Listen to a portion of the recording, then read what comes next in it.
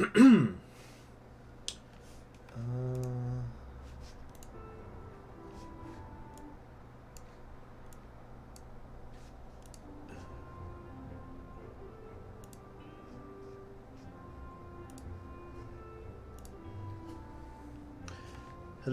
is there anybody there? It says I've got viewers, but I don't know if you can hear me or anything. Hello, my mic should be working. Desktop audio says, there we go. Hello, Zach. Can you hear me, Zach? Alex. Okay, cool. All right, I guess this is taking a minute. I probably should move my face cam for this. So we'll just put this up in. I'll put myself up here in the corner. Okay. Hey there, Emperor.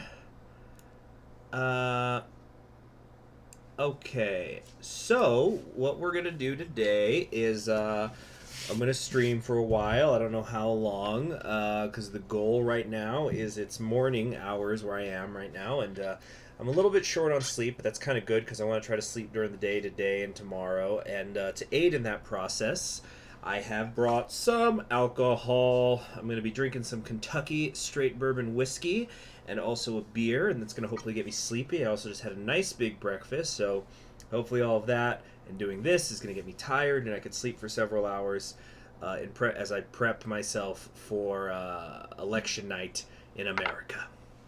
So I'm going to go ahead and we're going to go ahead and pop this open. ASMR, let's see if you can hear me opening it. Not very loud. So for those of you who are curious, because I'm going to be playing as Lincoln all day today. No, it's not Sapporo whiskey. I'm not too familiar with Japanese whiskey. The only one that I ever remember having, I did not like. I had it several Christmases ago. So I was at a party and somebody brought some over, and it just was not good. Not good at all. But I also had some very good scotch that night. So we're doing. Oh no! What I'm going to be trying is this is a bottle that I recently got for the first time recently. This was it's Distillers Select Woodford Reserve. The little seal on it says a truly unique proprietary batch bourbon of unparalleled quality. I got it at a very steep discount. Yeah, 45.2% alcohol by volume, 90.4 proof. And it's pretty good. It wasn't expensive. Like I said, I got it on a sale, and I've really enjoyed it. Is it an old whiskey? You know, I don't know. I don't know how old this distillery is. I have a friend who visited it once. I found out after I got the bottle. Oh, you know what it says here on the back? The art of making fine bourbon first took place on the site of the Woodford Reserve Distillery, a National Historic Landmark. Oh, well, there you have it. In 1812. The perfectly balanced taste of our Kentucky straight bourbon whiskey is comprised of more than 200 delectable flavor notes, from bold grain and wood to sweet aromatics, spice, and fruit and floral notes. Okay. Oh, is the whiskey itself old or new? Oh, it's pretty new. Yeah, I only got this anyway. So Kevin Akinwol says, anyone who wants to speak carefully about the election is voting for Trump but doesn't want to lose fans. One thing I've been very happy about in a lot of my videos, and in particularly my my election prediction videos, is I've had people on both sides of the aisle accuse me of belonging to the other one.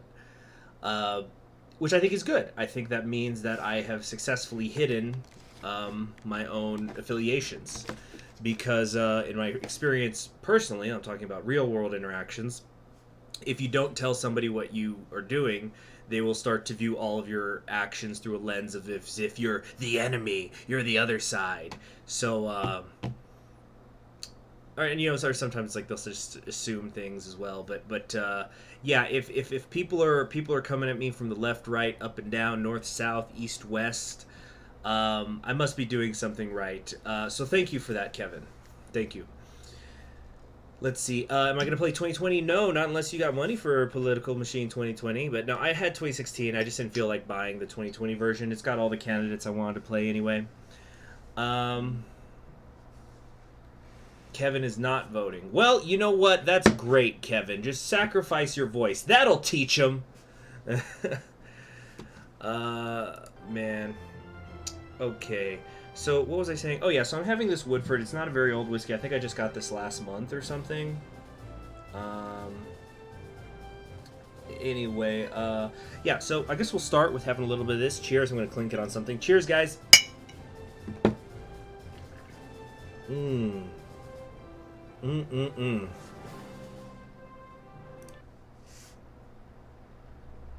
Mm.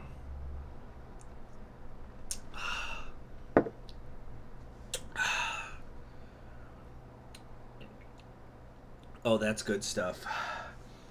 You know what? I might be crazy because it talks about all the different notes in here. And I do get aromas, I do get spices, I do get wood. But I swear to God, I taste like a chocolatiness in Woodford. It just might be me. Also, guys, I've been letting through a lot of the stuff that the automatic YouTube filter has been, filtering. But you guys should probably... once I start playing the game, I'm not going to really be able to focus on the chat so much because I'm going to be clicking around on the screen. So if you're typing something and you're hitting enter and it's not going through, that means you got filtered.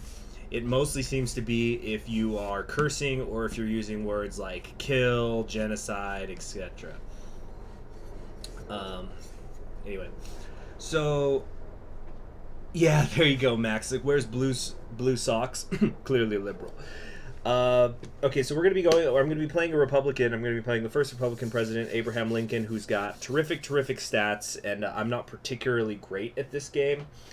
So I think I need his good stats. And the goal today and tomorrow, I'm probably going to finish it tomorrow, is I'm going to try to defeat all the, excuse me, all the Democrats because I haven't unlocked them all yet. So I've already beaten Jimmy Carter. So next up, we're going to be taking on Bill Clinton. Let's see, there's a lot of stuff going on in the chat. I'll get to it in a second. By the way, remember, if you donate, you can drop some little coins in my cognac glass. Also, one more thing. I'm also going to be having a beer, so I'm going to go ahead and pop this open now. What I'm drinking here is some Alaska Brewing Company. I'm having probably their staple beer, their Amber Alt-Style Ale, 5.3% alcohol. By volume, smooth, flavorful, and balanced. From Alaska to you. Can opening ASMR time.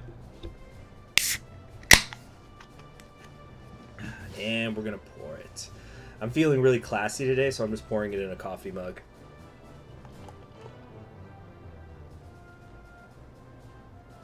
I don't know. Wow, that's very smooth. I don't know how much that pour showed up.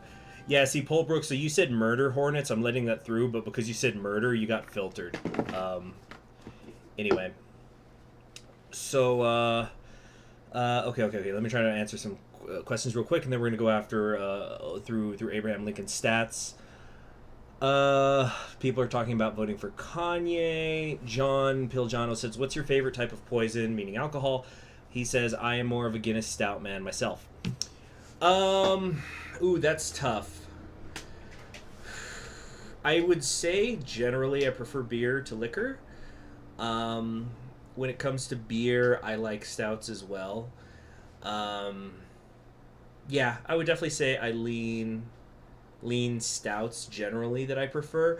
Although, if you give me a nice Belgian beer, something like, Orville, that I am a big fan of that, but I only drink those on very special occasions anyway because they tend to be expensive. In terms of liquor, I go with two in particular. If I want something clear, I go with gin, which sometimes surprises people. And if I want something darker, I go with the bourbon. So I'm doing the bourbon today because I'm playing Lincoln. Let's see here. Oh, sorry, Miguel. I didn't see your question. So he's asking how many years age the whiskey is. This one doesn't have an age statement on it, but that's usually not a big deal when it comes to American bourbons. Year statements really matter when you're talking about scotches. Like, with the exception of one Scotch in particular, I never buy Scotch anymore if it doesn't have a year statement on it. Because you're just basically getting crap. You're getting stuff. It's not guaranteed, but it's very likely that you're just getting a bunch of crap that the distillery made to make a quick buck. They usually give it some epic memey, description or title or something, and then it's gone after a year because everybody tastes it and they don't like it, so they're not going to buy it anymore. So why keep making it? Anyway, Save the Bees, Lincoln Gang, Sanders, Hawkins, Riva, the Moida Hornets. There you go, Nick. You're getting it. Yeah, the Moida Hornets. They're gonna Moida us. Vote for CHG. If somebody writes me in and it gets on the news, I'll scream. But make sure you got to write the whole thing out. Conquering History Games. So, anyway. Yeah, that's right, Nicholas Asumko. I'm still Conquering History Games, broadcasting live from the Triple C, also known as the COVID capital of the country. We're talking about the one and the only El Paso, Tejas, USA, where we're still effing it up. Anyway, so let's go after Abraham Lincoln's stats now. So 7, he's got a lot of good stats here. We're at 7 in stamina, 4 on the money, 8 on fundraising ability, 8 charisma, 3 on the appearance. So we're going to really want to avoid interviews. No interviews. He wouldn't know what to do because he's like, oh, what's the magic box in the picture? Anyway, credibility is a 9, experience is a 9, intelligence is an 8, media bias is a 5, so not the best when it comes to the indie voters. High minority appeal at 9, and number 7, religious. So, yeah, the thing is, the intelligence being 8 is really good for interview. Ow! Oh, sorry, I pinched myself with something. Ow! Anyway, so the intelligence is good for the interviews, but yeah, appearance of 3, it's no good. So the experience being 9 is really good because that means my political capital costs are going to be down. And also because I have high credibility, my negative ads are going to be much stronger. And I also kind of have a resistance to negative ads that my opponents make, so that's really good. And I've got good minority appeal. So anyway, we're just going to jump into it. I'm probably going to kind of play, for lack of a better word, a little bit sloppy because my stats are so good that I'm pretty, and because the difficulty level is a little bit low at first, I think we're going to do just fine beating everybody. Probably not until we get to the last 2, or am I going to really have to think about it? Okay. What are my thoughts on the Electoral College? Well, something that's kind of interesting is it seems to be, you hear it more on the left, but it definitely exists on the right, that the Electoral College should be reformed. But the argument that becomes how to do it, and I've heard a few different proposals. So you'd have to find something that people agree on, so that would be the hard part. It's kind of like, of course, I haven't studied Japanese politics in a few years now, actually, but it's my understanding, for example, the Japanese Constitution is still the one that was written by the United States when they occupied the country. But nobody wants to change it because that means whichever party is in power is going to, be able to manipulate it the most, so everybody just sort of lives with it. Miguel is saying golden label, double black is pretty great and it's not year labeled. I have had double black. I come from a Johnny Walker family. So I have had the double black. It is good even though it doesn't have a year label. But I'm just talking generally. What are my thoughts on Purple Texas? I think Purple Texas is way overblown, Miguel. Because for a lot of reasons, one of which is Latinos don't vote.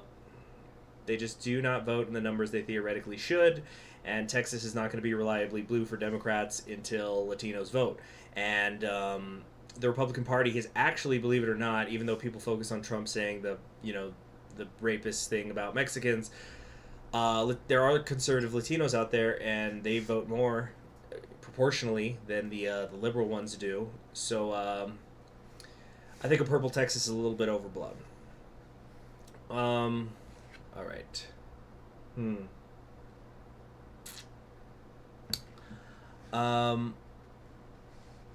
Yeah, Texas turnout is very up, Miguel, but I think that people are underestimating how much of that is Republicans who are coming out to vote because they don't think the state is safe. Anyway, so Bill Clinton. Here's who we are taking out first. So also just to review, so we're going through like all these historical Democratic presidents. I think it's going to be Carter, Clinton, probably like Woodrow Wilson, LBJ, FDR, Thomas Jefferson. I'm not 100% sure on that. And their stats are going to get better as we go, and also the AI is going to get smarter as we go. So it's going to kind of exponentially get tougher as we progress. Okay. Bill Clinton, despite being shadowed by multiple scandals throughout his presidency, William Jefferson Clinton served his 8-year term with a cool charisma and sharp intellect that few could match. His ability to come across as a people person helped to deter the House of Representatives' bid for his impeachment in 1998. It will be a battle of charm and intellect in this race for the White House. All right, let's do it.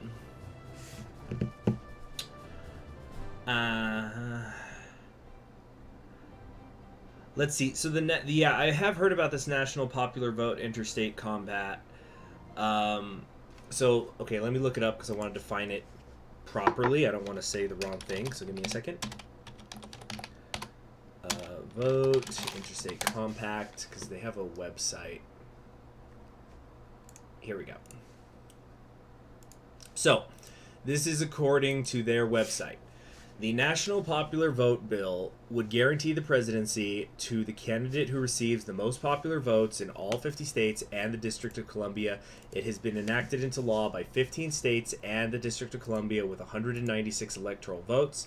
It needs an additional 74 electoral votes to go into effect. So you need the 270, basically. The ones that have joined in are... Yeah, you know what? I'm gonna put the written explanation in the chat. So yeah, there's a lot of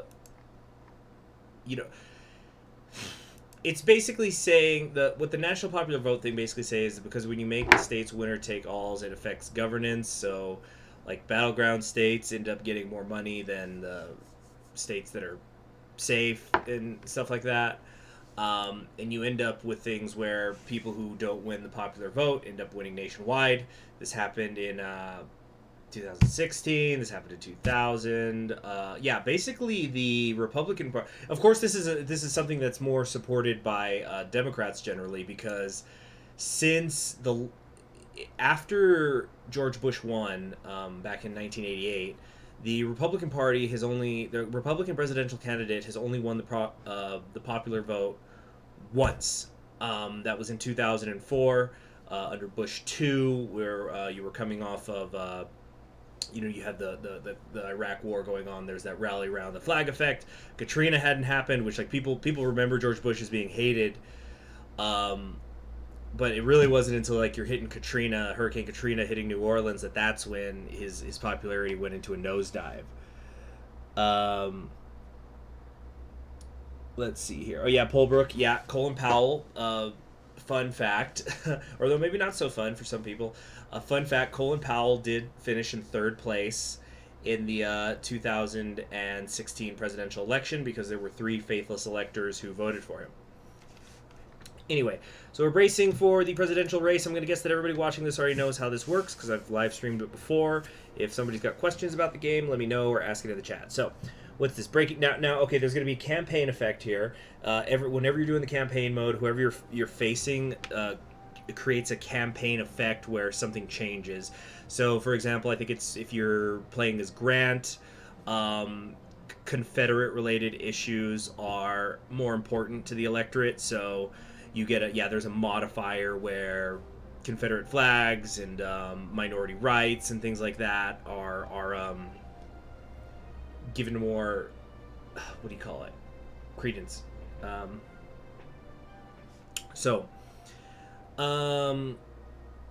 were we?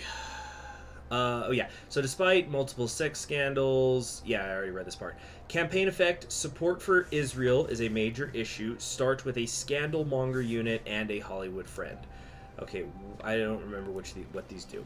So Hollywood Friend will raise my awareness in the state by 3% per week, and the Scandalmonger will lower an opponent's integrity in half in the target state. Is he already taking a swing at Texas? Nice pinstripes.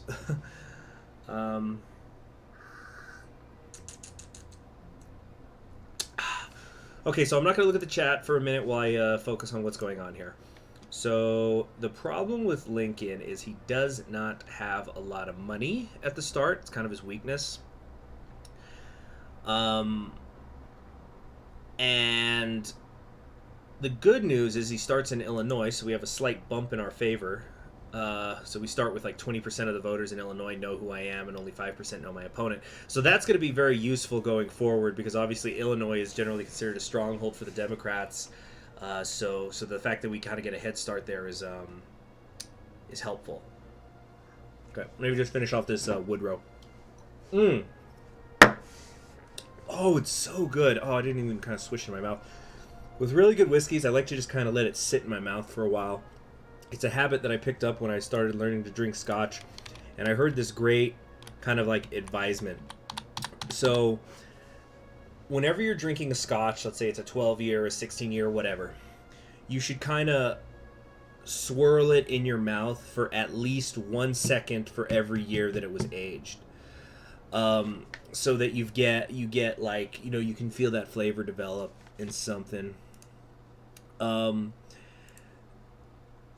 That's a good point. Miguel Laredo just brought up how Lincoln did have correspondence with Marx. So that's why the Republican color is red. It all makes sense now.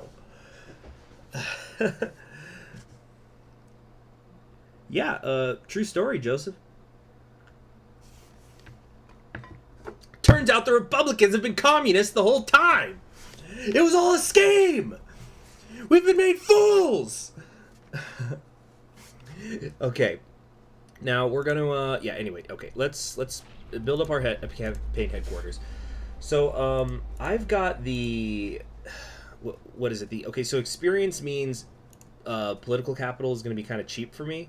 So what we're gonna do is I want to get one bit of political capital somewhere, like a headquarters for that getting built. Or no, the clout, excuse me. Or wait, what? Hold on a sec. I'm confusing myself. Experience makes it easier to win endorsements by decreasing their political capital cost. But endorsements cost clout, not capital. So that must be a typo or something. Right, we're going to give a little speech here saying I'm in favor of supporting Israel. And boom, we just locked up Texas. Now let's head on out over here. We're going to, I think we're actually going to, okay, we're going to move the Hollywood Friend to California, haha. We're going to move our political operative here. Oh, we don't have the stamina. I want to move him down to Florida, because we're not going to go down to Florida for a little while. But we're going to leave the Scandalmonger in Illinois so it lowers Clinton's integrity. His integrity. Okay, so we've got here, this is the outreach center, and over here I want to build that, whoops. So, and in California, we're going to build a consulting office. Let's give another speech. We're going to say that, yeah, my opponent opposes supporting Israel. Okay, great. Now then, I don't think we're going to be able to take California, but if we could, it'd be interesting.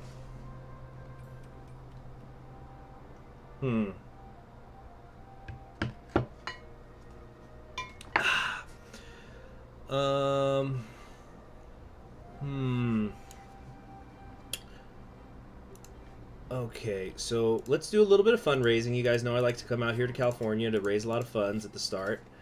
We do want to build a bigger HQ. So yeah, I want to build up this headquarters in California and also in Texas, and then I want to build several regular headquarters. I could get an operative going here if I wanted. Okay. So I'm seeing a few questions in the and obviously, guys, you should know this by now. I'm not going to talk about my personal beliefs. I just like to speak about these things academically in public. the freaking yeah. So that's I'm not going to talk about who I'm going to vote for. And sometimes, if I'm being honest for a second, sometimes I just lie. Sometimes I like to throw in some lies in my streams, in my videos, to throw the scent off of people. Just or I'll say things in one recording, and then some other recording I'll say something else to create a contradiction. Because I just, if we're going to talk about it, I just like to think it, just get the brain working. Anyway. So I'm getting a lot of questions about the Supreme Court. Now, here's something I'll say about the Supreme Court. Whichever side, be it the right or left, they love, whoever's losing, whoever's down in the Supreme Court, they love to cry about it. They hate the Supreme Court now. Oh, the Supreme Court is awful now because I'm losing. That's what a lot of it is. And so, let's see, Clinton is eating Lincoln's dust. So, look, we're already doing very well, even though we're barely campaigning. But let's keep in mind that there's a lot of undecideds this early in the race, so we can't just sit on this lead forever. All right. Oh, what the heck was that? And, oh, thank you very much from Robert Mages. Robert Mages, $5 from him. Somebody says, do you think all the talk about a contested election is just hysterics? Good morning from Virginia. Okay, so I'm going to answer this question first because he donated before I get back to the Supreme Court stuff. Because I got some examples I wanted to talk about. So the contested election, I think whether the election is contested or not is going to be dependent on the margins of victory by Biden, who I personally think is going to win. I think that the polls are kind of overblowing how well he's going to win. But it isn't going to be skin of his teeth either. I think that, and you guys can go check out my video after this, of course. Donate some cash and then go watch my video. But my video on my U.S. presidential election predictions, I think that I've got Biden winning 295 electoral votes, but I don't think Texas is going to go blue. I think that that's just, I think it's a scheme, really. I think Miguel's asking if I voted for Biden. No. I'm not saying who I voted for. I'm talking about who looking from the outside. Like if you're looking at a bubble, just like if I was looking at an election in a different country, even though I live in this one. I'm just talking about looking at the numbers, what I think is going to happen. Please do not imply that anybody that I voted for. Yeah, as Miguel says though, yeah, there's virtually no pathway to victory for Trump. He basically would have to keep everything that he held before. But anyway, we're talking about the contested election first. I'm trying to answer Robert's question, okay? So, the contested election, if it is a landslide, any attempt by President Trump to contest the election is just basically going to be ignored, I think. And I'm talking, and when I say landslide, I mean if Florida gets called on election night, obviously if Texas gets called on election night, I don't think either of those are going to go to Biden, but if they did, it's going to be ridiculous. Now, when we're talking about a contested election, I probably should be doing two things at a time. Like I could probably play this game at the same time. Give me a second here. Speeches, ads. Let's just get the speechwriter. So there's a couple of different ways that the election could be contested, but let's talk about what the main thing people are saying is going to happen is likely. We've got a lot of early voting, we've got a lot of mail-in ballots, and every state has its own rules on how they count those sorts of things. I don't know them all because who the hell has time to memorize 50 states worth of election procedures? So there's some states that they've already begun counting early voting. Some of them are not going to start counting until the morning tomorrow when the polls open. Some are not going to start counting until the polls close tomorrow. Some are not going to start counting until tomorrow. When it comes to mail-in ballots, some states you have to have the mail-in by election day. Some you just have to have it sent and postmarked by election day. Which, incidentally, sidebar, I say this as somebody who I was in the military, had a lot of family who was in the military. Absentee ballot voting is very common in the military, and just objectively speaking, because the Democrats are the ones who are saying Trump's going to throw out these absentee ballots, he's going to throw out the mail ballots, and that's a problem.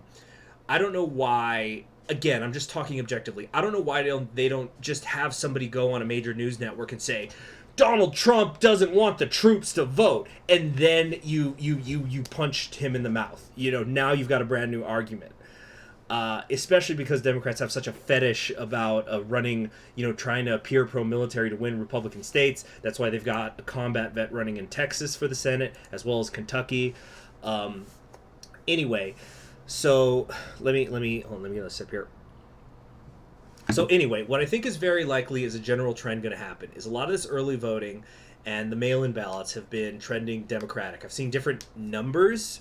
The numbers are kind of all over the place, actually, from what I've seen, because I've seen things that say the Democrat, like 60% of the early voting and mail-in ballots is Democrats, and I've seen numbers as high as 80%, which is just an obscenely huge margin of error. Like 20%? Are you kidding me? Based in rhetoric pilled. Thank you, Miguel. I love that. That's awesome. So anyway, so I think as a general trend, we're going to see on election day the main people who are voting are, ooh, I like this. Hold on a sec. We just got the heckler who increases stamina costs. We're going to pop him in California, because right now California is leaning to me. Now if Clinton goes out there, he's going to have to work doubly hard. So the, what was I getting at? Elections contested. Yeah, so I think as a general trend, we're going to see more Republicans voting on actual election day. And so we're going to initially see Republicans winning. And it's going to probably, I wouldn't be surprised if it actually went a little back and forth, because it's a stereotype, but it is kind of true that Democrats vote in the morning, Republicans vote in the afternoon.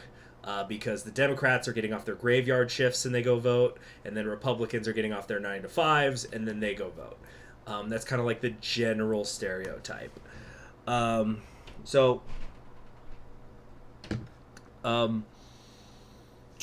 the what was I gonna get at? So as a lot of the mail-in ballots especially come in, we're gonna usually, where it's like as the night goes on, the Republican vote will start to narrow gaps, but right now we're probably looking like it typically takes weeks and months. That's not unusual at all for votes to be counted. So what's gonna probably happen is over the next week, 2 weeks, the more Democratic votes are gonna come in. And so you could see something where the person in the lead changes. And again, that's the way it is. So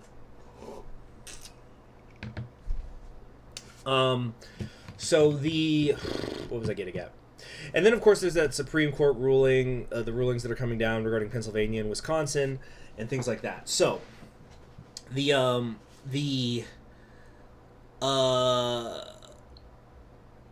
what was I gonna say? So what basically is generally thought to happen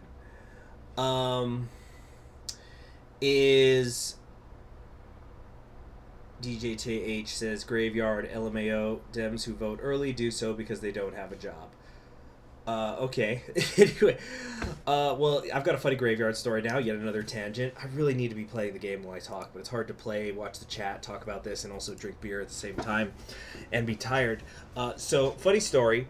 During the primaries this year, I saw this thing. It was like a local news story. I think it was in Iowa, where they were doing a caucus, and so the I think the caucuses usually happened at night in Iowa. Like people get off work and they go, but they did have locations for early voting for people who, like I said, worked graveyard shifts. So I saw this. It was some local news story, and so a bunch of graveyard workers went to this location for the caucus. And the way the caucuses work, if I'm remembering correctly, it was like you would have an initial vote, and then people could negotiate, and you could switch sides, and then you have the final vote. And so I guess at this particular location, everybody was for Bernie Sanders.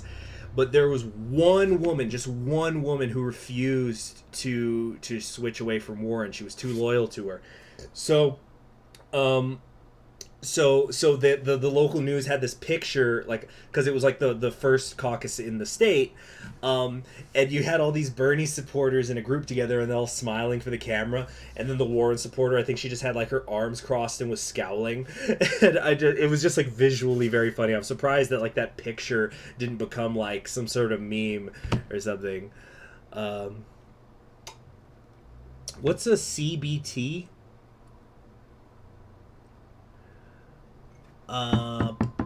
Whoops. All right, so where was I? I was going to start building some headquarters. Wow, California's going extremely red. He's just not campaigning out here. Over half the state knows who I am, and less than 10% know who Clinton is. He's just not going to California. Huh. Oh, right. You know, I just realized the music's not coming through. Cockball torture. Oh gosh. You know what, here's what we're gonna do. We're actually just gonna turn the music off, and I'm gonna throw on some royalty free music. Ziegler.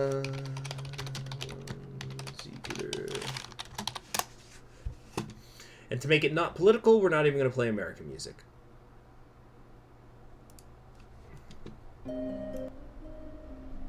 Just some Celtic music. Okay. So why are we cock and ball torture is political?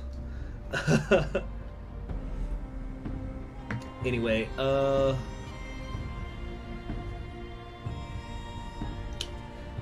so yeah, right. Look, I don't want to play anything that's could be construed as Democratic or Republican. Yeah, just blast Prussian marches. Yeah, okay, so yeah, he is fighting for Ohio. So tell you what, here's what we're going to do. We're going to go back to California for another round of fundraising. See, that's the other thing with Lincoln, is not only does he not start with very much money, he doesn't fundraise very well. Oh, we can get some endorsements. Let's pick up the Foreign Policy Committee. Nice. Okay, and now we're going to go out to Ohio. We're going to hire a spin doctor there to boost my ratings in the state. And you know what? We can actually afford a few things. Let's get ourselves a smear merchant as well. Great. All right, time to build a headquarters. We're going to just do a regular campaign thing here. It looks like he's taking Pennsylvania, but our awareness is going to spread out of Ohio here in a second.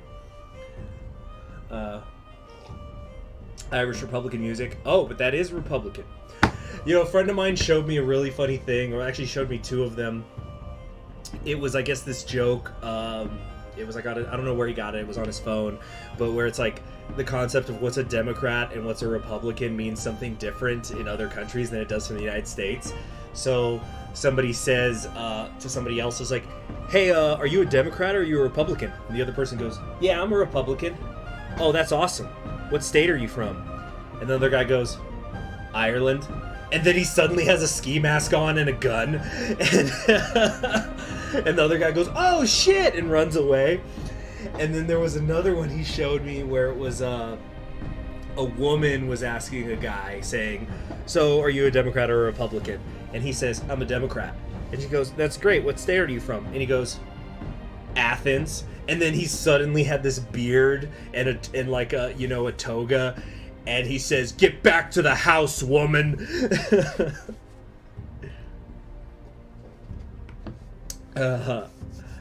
Okay, so where was I? I was going to... Okay, endorsements. We need some endorsements. You know, I'm thinking about doing what I did against Jimmy Carter, and even though I can get some of these Republican endorsements for cheaper, I'm thinking about waiting and getting the Union Action Network, because that's going to just clinch the Midwest for me. It's expensive, but it's worth it. Yeah, Spanish Republicans are socialists and communists, so it's just... Words are funny.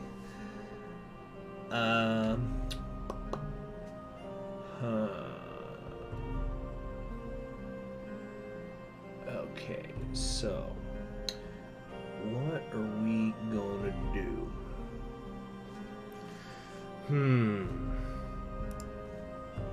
Yeah, we're gonna wait. We're gonna wait on getting an endorsement so I can get the unions. So... Let's... I don't have enough stamina to make speech. I guess let's just raise some funds. Wow. Thanks, Ohio, for nothing! Dang it. Oh, man. Lincoln just struggles with money so much. I hate it. That's gonna really hurt me when we get later on into the campaigns when we're dealing with like FDR and stuff, because I think FDR has a lot of money. Okay, let's get the unions. Oh yeah, it's looking real good. This is such a weird map that I'm creating. I don't know what the heck Bill Clinton is doing, but freaking California is the reddest state. It's tied with my hometown of Illinois, home state of Illinois right now. Bluesman says, what do you mean Lincoln's look attractiveness is 3? I tell you Lincoln was very attractive. You know what, I agree, and I've heard people say, I've heard people say that, yeah, like, especially from women, that Lincoln was really ugly, but I don't know, I guess he just kind of had the face for the occasion. Wow, we've got a lot of viewers for a weekday here. We got about 85 of them in here. Welcome, everybody. I'm streaming as long as it takes for me to fall asleep because I'm drinking. Okay, so yes, as Emperor says, so we have determined that the Republican Party are actually secret communists, for those of you who've just showed up recently, because they're represented by red, they're hiding in plain sight. So it turns out Abraham Lincoln is a communist. You heard it here first. Okay, so I could hire an operative here. I think I kind of got Ohio locked down. I want to see. I hired the Intimidator right now because it's going to drop awareness by 10% a day.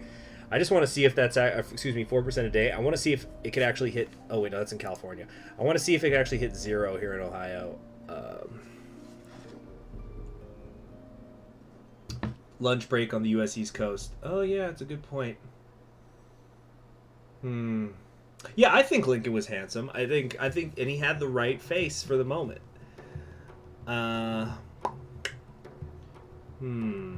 Yes, the more preserved the Union is, the more communistic the Union is. You're getting it, Elliot. You know what? Now I need to look up if somebody... You know, it's the internet. There's always somebody on the internet has always done something you've thought of first. So I'm going to look up Abraham Lincoln communist, and I want to see if, like, maybe somebody's photoshopped, like, the hammer and sickle onto him or something.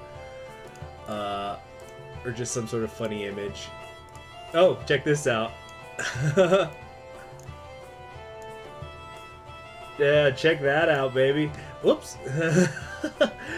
Oh, man. Too bad this is a live stream, or else I would have definitely made this the thumbnail. That's fun. That's fun. Good, clean fun.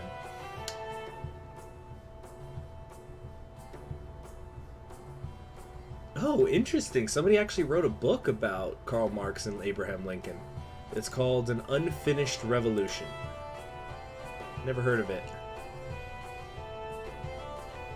After all, but, you know, obviously Lincoln was a communist. After all, he did say, the strongest bond of human sympathy outside the family relation should be one uniting all working people of all nations and tongues and kindreds. If that's not a communist, I don't know what is, huh? Okay. So yeah, good point. Let's try to go for the sweep.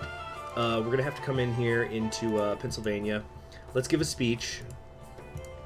I'm going to say we are in favor of electorate integrity. I know, extremely controversial right now. When's the election? The election's going to happen when we hit week 26, so just check top right. It's just outside of my circle here, of my face cam. That's when we hit 26, that's when it's game time. So you know what? I don't think...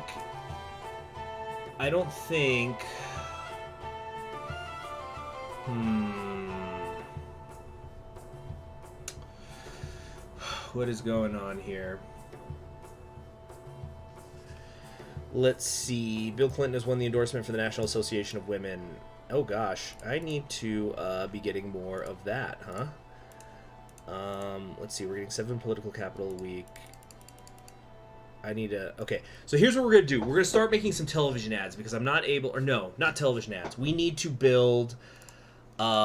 outreach centers so I can get more clout to get endorsements, because there's an endorsement you can get. I think you have to first get every other endorsement, but you can get the I forget what it's called. It's called like the National Campaign Organization or something, but it just boosts your awareness in every single state by 2%. So that's going to help that's going to help in the Northeast, where that's where Clinton's got a bit of a lead right now. Looks like Clinton is finally coming out here to California. I don't think it's going to work very well, though. I've got way too big of a lead, but also I've got the heckler here, so his stamina costs are going to be doubled, and that includes when he wants to leave.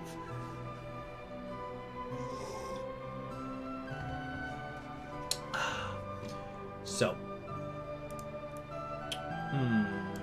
are you guys liking the music, by the way?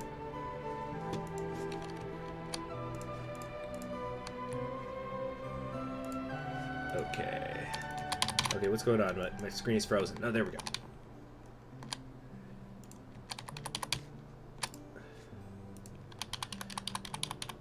So it looks like the term commie is being filtered by YouTube. But Marxist is not. How interesting.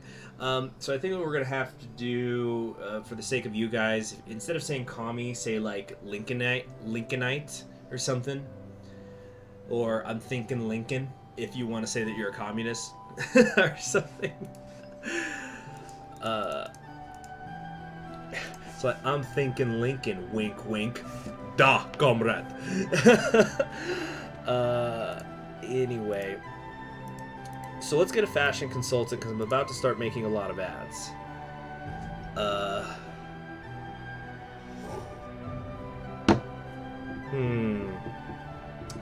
Put the 8 hours Bernie Sanders lo-fi. Is that a real video? I've heard people joke about it, but does it actually exist?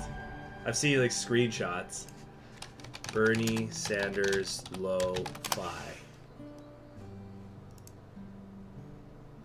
There's a few versions. Bernie Sanders, 8.5 hour filibuster, but it's lo-fi. Every Bernie Sanders speech, but it's lo-fi. Bernie Sanders, but he's lo-fi. Bernie Sanders on the presidential race, but it's lo-fi. Yeah, there's a lot of versions of it.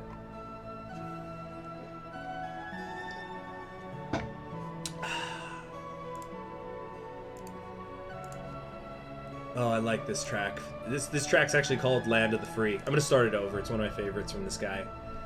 I'm gonna turn it up. Land of the Free by Adrian von Ziegler. Very appropriate. In fact, I'm going to be quiet while it plays for a couple of minutes.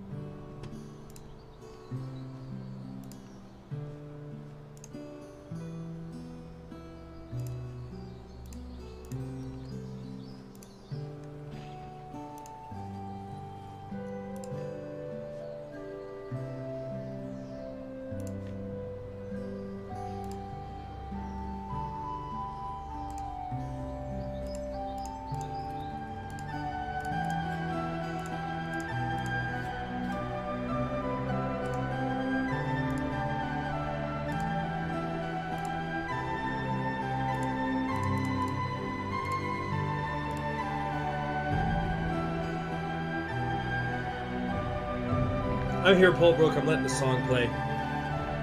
It's called Land of the Free. It's Celtic music from Adrian von Ziegler. It's one of my favorite tracks from him.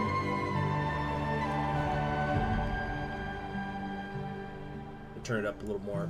Once it's over, I'll keep talking more. I just really like this track. We're lo-fiing it. Lo-fi elections.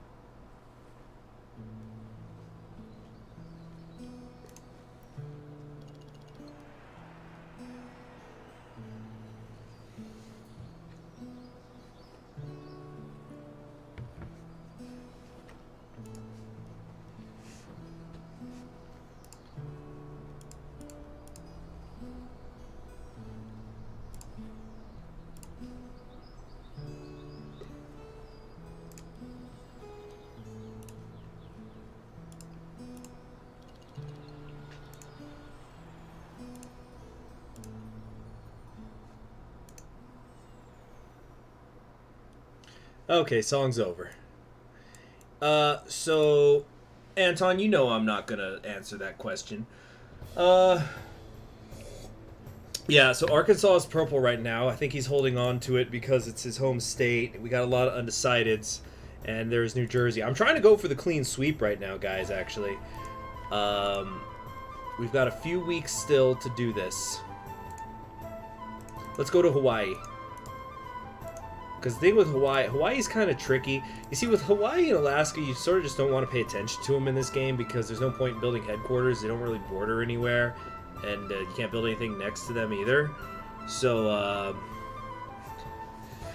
anyway, I am a huge, enormous believer in the secret ballot. I don't tell anybody who I vote for. I don't tell my friends. I don't tell my family.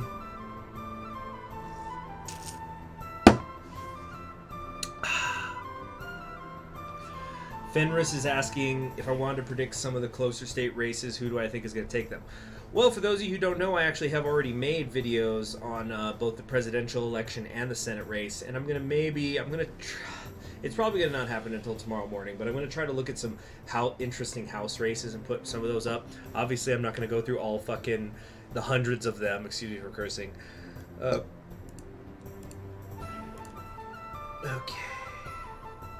I think we're going to be able to pick up Hawaii. So we've got about 9 weeks left, or 8 weeks really, to try to take New Jersey, Maryland, and Arkansas from Clinton. Somebody's asking me what's 26 plus 6? 34? I know that, Miguel. I know that the secret ballot doesn't mean I can't tell people who I voted for. But the principle of the secret ballot is why I don't say.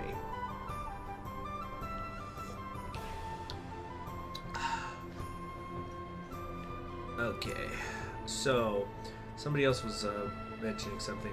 Somebody says, I'm voting for Luna because she is the best princess. Hard to argue with. Very hard. I don't think it's going to happen, but it was just one of those things where I was like, oh, legally that's allowed. Oh shoot. The live stopped. Oh no. Uh-oh.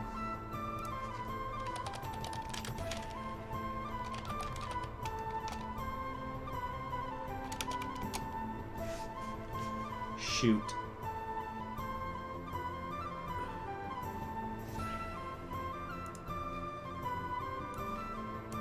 Uh-oh, the feed is down. The feed is down.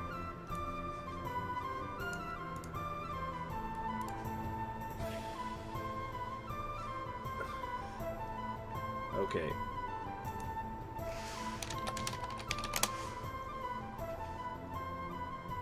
So,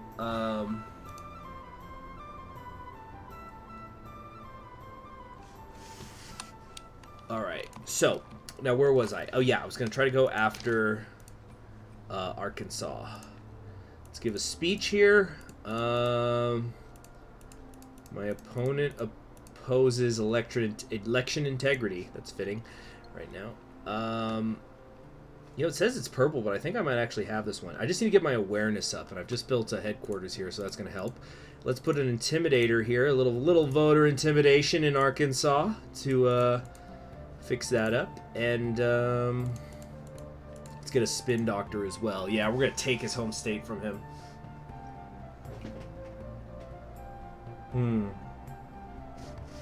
Ah, yes, the radicalism of Biden. It is kind of funny looking at the criticisms of Biden this year you see online. And of course the internet's not real life, but you've got people on the left who like talk about candidate Biden like he's going to reintroduce segregation. We're going to have Jim Crow laws again. And then you look at people on the right on the internet, and Joe Biden's gonna frickin' create the Union of Soviet Socialist United States, whatever. Yeah, the USSA. Yeah, the Union of Soviet Socialists in America, and he's gonna take all your toothbrushes and redistribute cavities or something.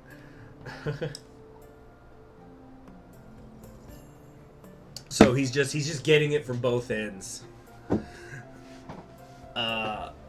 Okay. Guzman says, you should debate Clinton on vampire hunting. I heard that Lincoln is very good at that. You know, I do wish there was like a debate mechanic in this game, although I'm not sure how you would implement it, because you're facing the AI. I don't know. I guess it would just be like the interview process. But you see, the thing with interviews is I can avoid them. Like, the interviews in this game are only voluntary, and I'm not going to them because Lincoln, that's like one of his worst stats, so I just don't go. But, like, if you had a debate that happened halfway through the election implemented into the game, then you're forced to do it. And so if you've got a candidate who has bad stats in debating, then that's going to hurt you, so that's something you have to strategize around. It's just an idea I thought. Okay. So, somebody's bringing up Equestria at War. I have an idea to kill for Equestria at War. The Changeling should have a racial tech tree based on shape-shifting and infiltration that's improving. Don't they already have that? Anyway, so... yeah. But remember, guys, don't let your political values determine, you know, keep your friends your friends. Like, I don't talk about what my personal beliefs are, but I've got a friend who I think is slowly becoming a communist. But I remember there was a, you know, we were doing a gift exchange, not last Christmas, it was one of the earlier ones, but so anyway, my friend who's very far to the, I would say relatively very far to the left, particularly for an American, he bought as a Christmas present for another friend of mine a Zippo lighter that says, fuck communism, because he knew he would like that. So I think that's like a perfect example of how, you know, you gotta, you know, peace and love, brah, peace and love. Anyway, so Tyler Fan is asking about the Sapling game. I am going to continue that probably on Wednesday.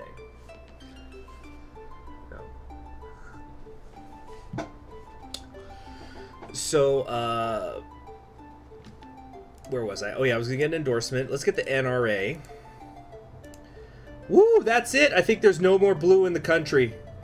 Nice. Okay, let's go lock down Michigan. Actually, I think we need to make a little... Oh no, I don't have enough money to get on a plane. Alright, I need to do some fundraising, and then we need to go lock up Michigan, because it looks vulnerable right now.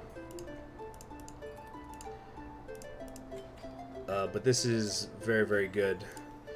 Let's put a... oh, dang it, I can't afford any of these. Dang it. Okay. Clinton starting to sweat as Lincoln lead continues. Oh my gosh! Look at this popular vote, guys, up here at the top. Woo!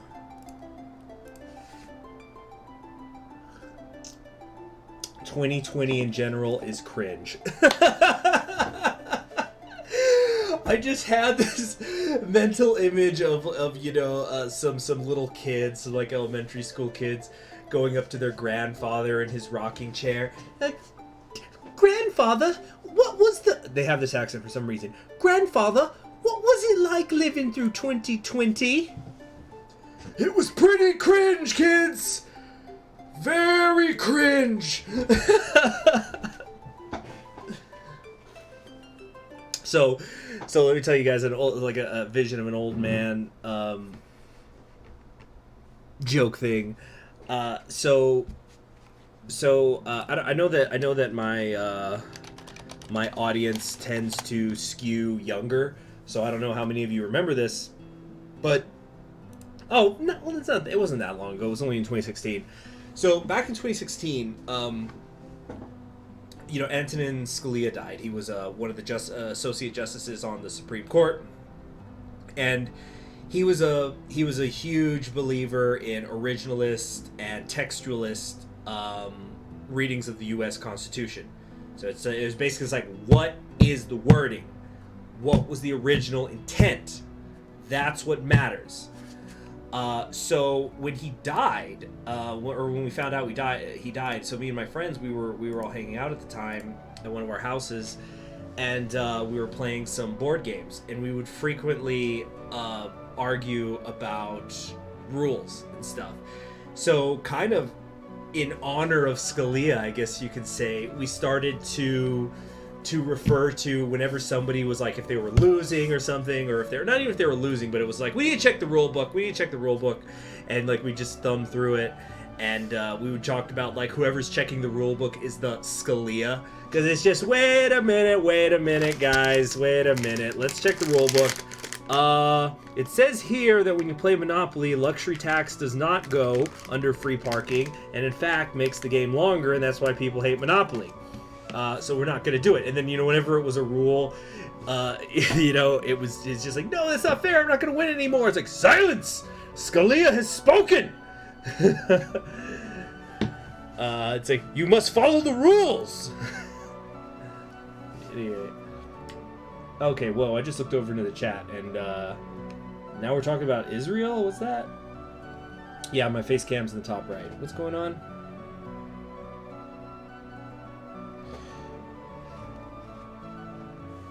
You say flashbacks because Grandpa is drunk? Awamembu MLG, my face cam's in the top right, don't you see me? I've got a mask on right now, that's maybe why you didn't notice.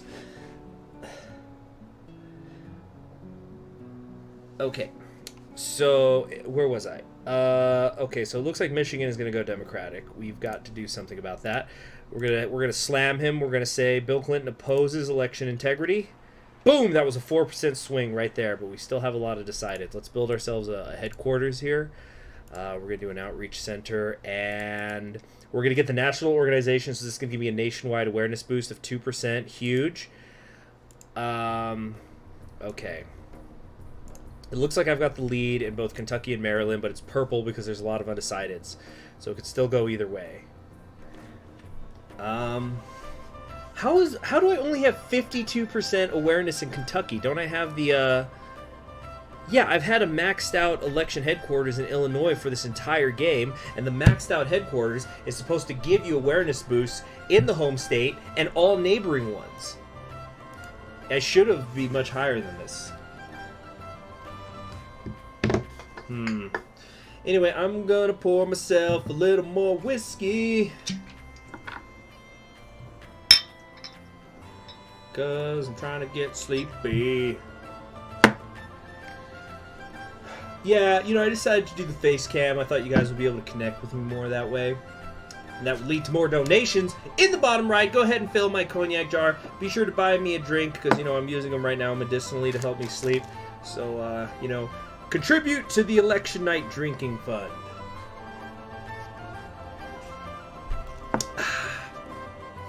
This Woodward is so good, it's dangerously smooth. I have to, they're not endorsing me, but Woodward, if any Woodward reps are out there, I'll happily do it. Frickin', wait a second, what was I gonna do? Okay, I think we're gonna move over to Maryland. Although it looks like I've got Maryland. Yeah, let's still go over there. I think we're gonna have to be giving a lot of speeches as we head into the last part of this. I'm really trying to go for the sweep. All the way. All the way, baby. Oh, Colorado. Colorado is in danger. Yep, he's got an outreach center set up there. There's your problem. Shoot. Okay. You guys just noticed the mask I'm wearing in the top right?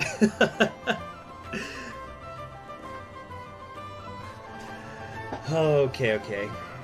You know what? Okay, we got 21 weeks to go. I'm going to go fundraise a lot. Then we're going to go back to Colorado. We're going to build some headquarters there. And then we're going to go to Pennsylvania and we're going to do a media blitz. Let's come over here, build an HQ. Build it up. Don't quite have that. Let's get a smear. No, spin doctor. We're going to get a spin doctor in Colorado. And what have we got here in Nebraska? Give me something good. Halves the cost of ad creation in the target state. Perfect. That's just what I need.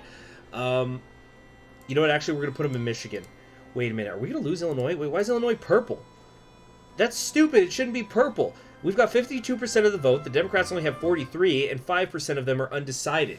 Even a best-case scenario, that's a 4% win for me.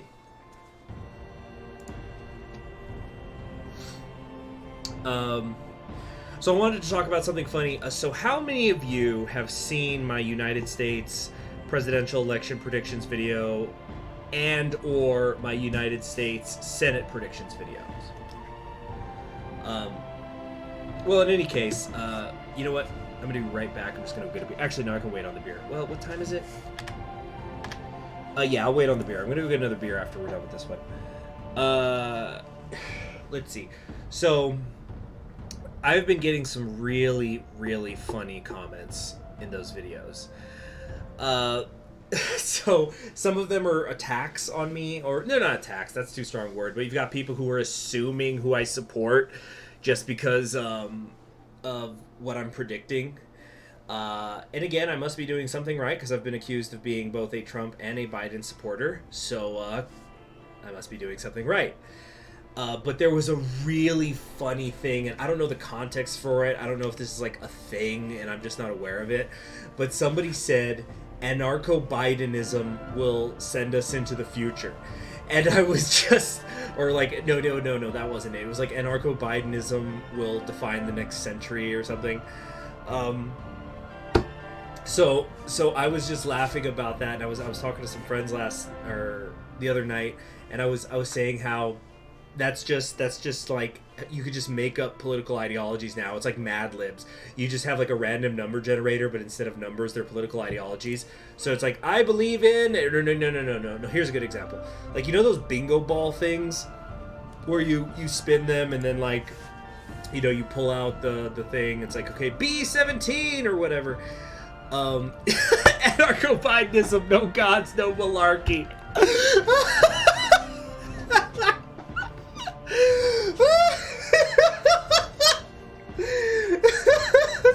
That got me good.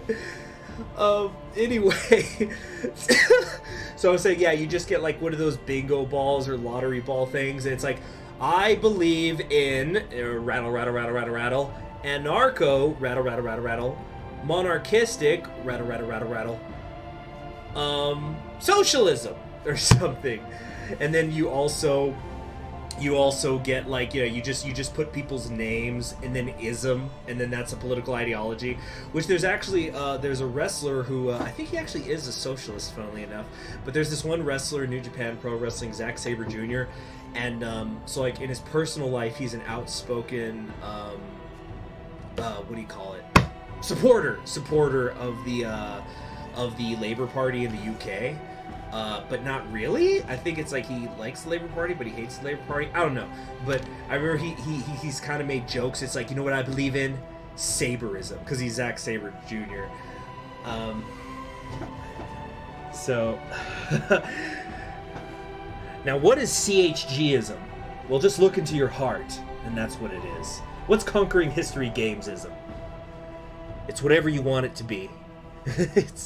It's all the things you've ever wanted. That's what conquering history gamesism is. If you think it, it will be so. Oh, man. Okay, so am I still behind in Colorado? Ooh, Colorado is a tight one. I really want to get this clean slate. I could have just hit end a million times and ended this a while ago, but I really, really want to see if I can get the clean sweep. Alright, we're going to give a speech. My opponent opposes election integrity. Oh no! I hit Massachusetts! I was trying to go to frickin' Rhode Island! Well, that was a waste. Ugh.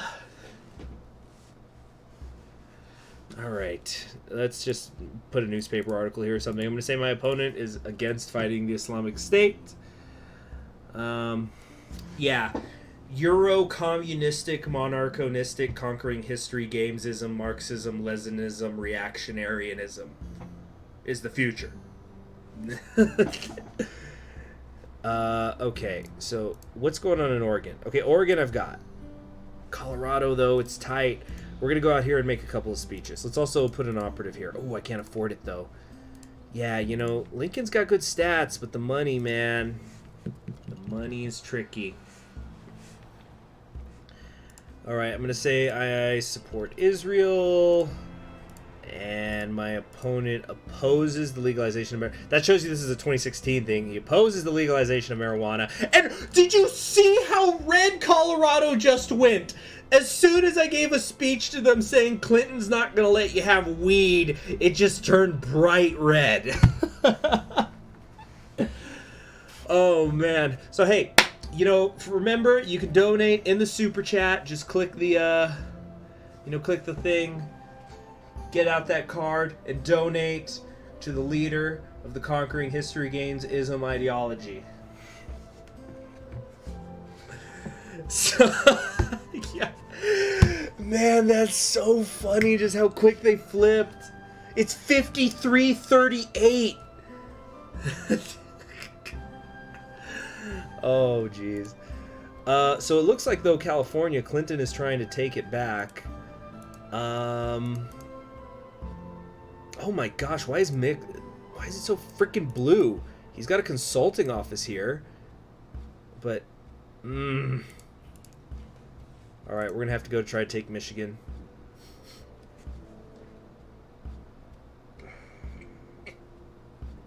Yeah. Let's see here. Uh-huh. Okay.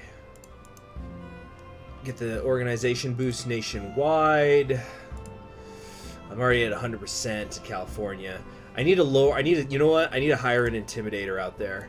How much is that going to cost me? 21. I'm not going to be able to hire a new one before the end of the election. Damn it. Okay, so let's give a speech here. Or can we create an ad? Let's make a TV ad. We're going to say my opponent opposes election integrity. So it's going to go out nationwide. I forgot to use the freaking movie director! Damn it! Okay, look, let's go out to California. Again, we're going to create an ad. Now it's going to be cheaper. God, I just threw away like over $200,000.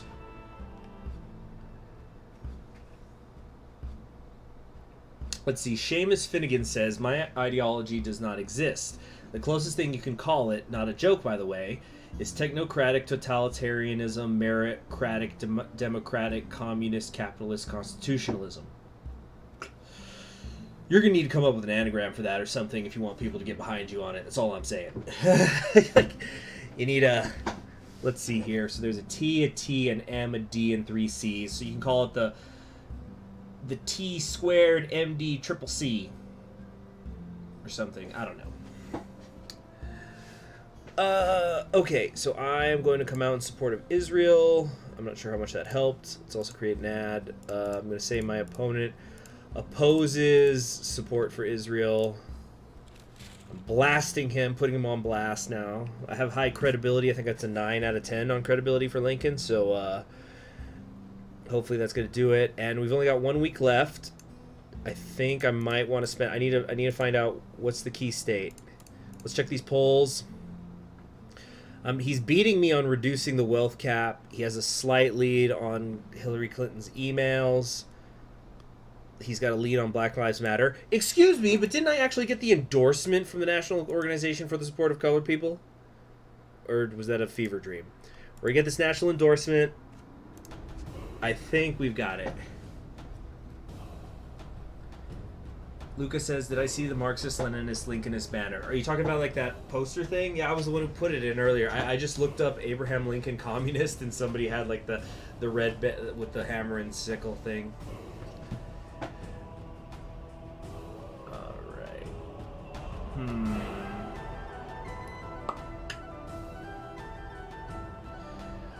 Man, you guys are coming up with some really funny things in the chat. Marxist-Leninism, Trumpism, Marxist-Leninist, Lincolnist.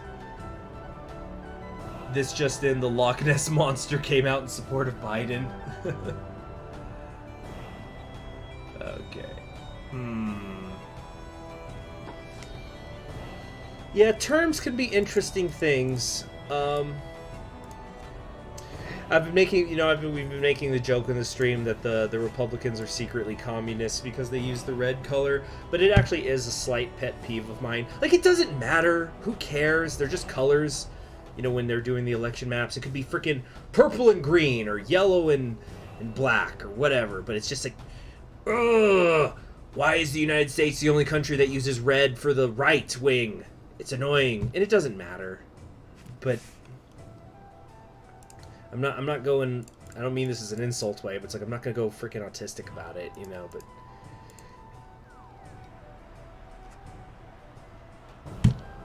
it's like I'm not saying whether I was for or against Bernie Sanders, but he would constantly call himself a democratic socialist, and so would his followers. And it was just a little pet peeve where it was just, you mean a social democrat? I've played Kaiserreich. You're a social democrat. You know, it's just But it doesn't matter. Oh, shoot! Guzman coming in with a hot take. It looks like Bigfoot has just given his approval for Biden. I think that's going to lock up the Pacific Northwest for Biden. But of course, as we all know, we only hold elections to test the accuracy of our polls and incidentally get our representative leaders.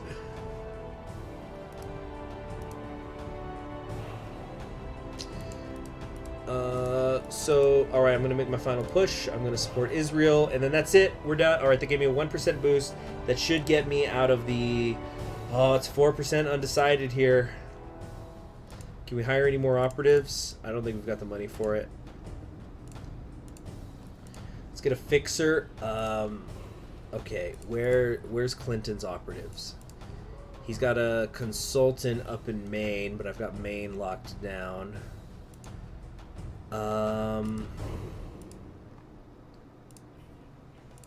Did Clinton not hire operatives? Little bit confused here. We're gonna move, let's move Teddy over to Rhode Island. I should have done this a while ago, actually. I think Rhode Island's gonna be the tough one.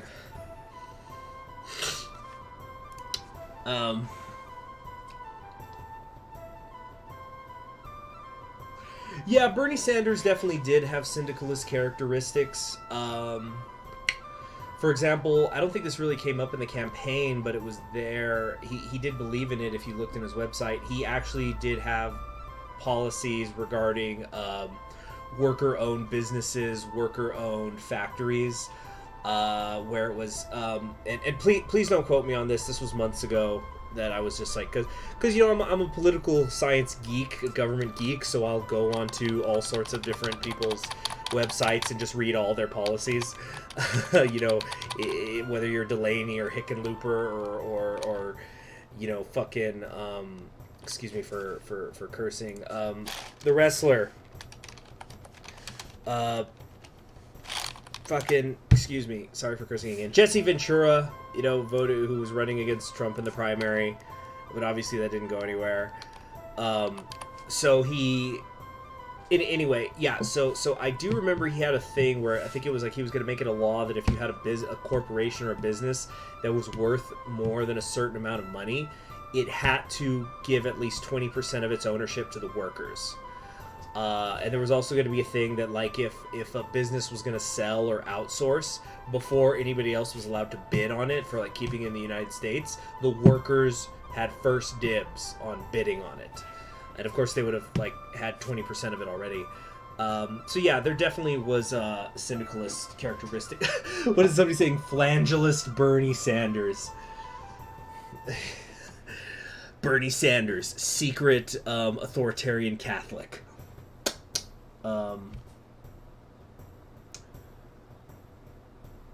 But of course, like, you know, that's not something that comes up on the campaign trail, because I would imagine it would be very boring in a speech or when you're doing some, like, 5-minute interview on a news network to say, my name is Bernie Sanders. For some reason, I'm introducing myself, even though you already did.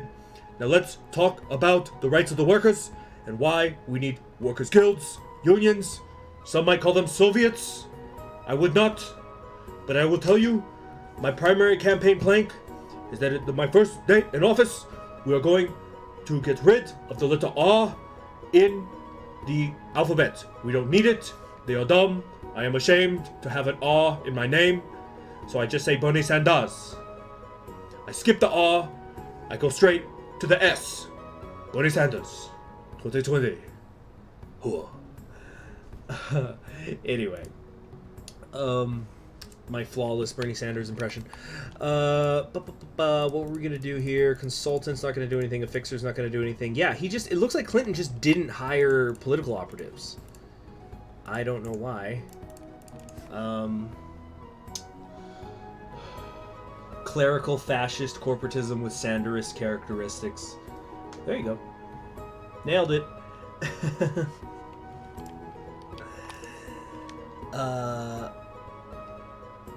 Yeah, that's right. It's like, yes, I also have an aw in my first name. Again, it is my great shame. So we are going to ban the letter R. It's gonna be spelled B-E-N-E. Yeah. B-E-H-N-E. Bernie. S-A-N-D-A-H-S. Bernie Sanders. 2020. 2021, it's gonna be a constitutional amendment. If the rest of the world doesn't like it, well then, they need to deal with it, because America will not use the letter R anymore. Republicans will be known as We-publicans. It's gonna start with a W. W is for winners. They're gonna like it, they're gonna love it. Believe me, there's bipartisan appeal. Democrats will be known as Democats. Everybody loves cats. Especially the internet. Internet loves cats. Have you seen the cat playing the piano? They love it. It's beautiful. I'm bipartisan. I can cross the aisle. I am the only man who can get this done. The letter R must be abolished. Okay. It is the great struggle of our time. Mitt Romney will be known as Mitt Romney with a W. Mitt Romney. It's adorable. Okay, this bit has probably gone on too long. I'm sorry if you're getting impatient with it.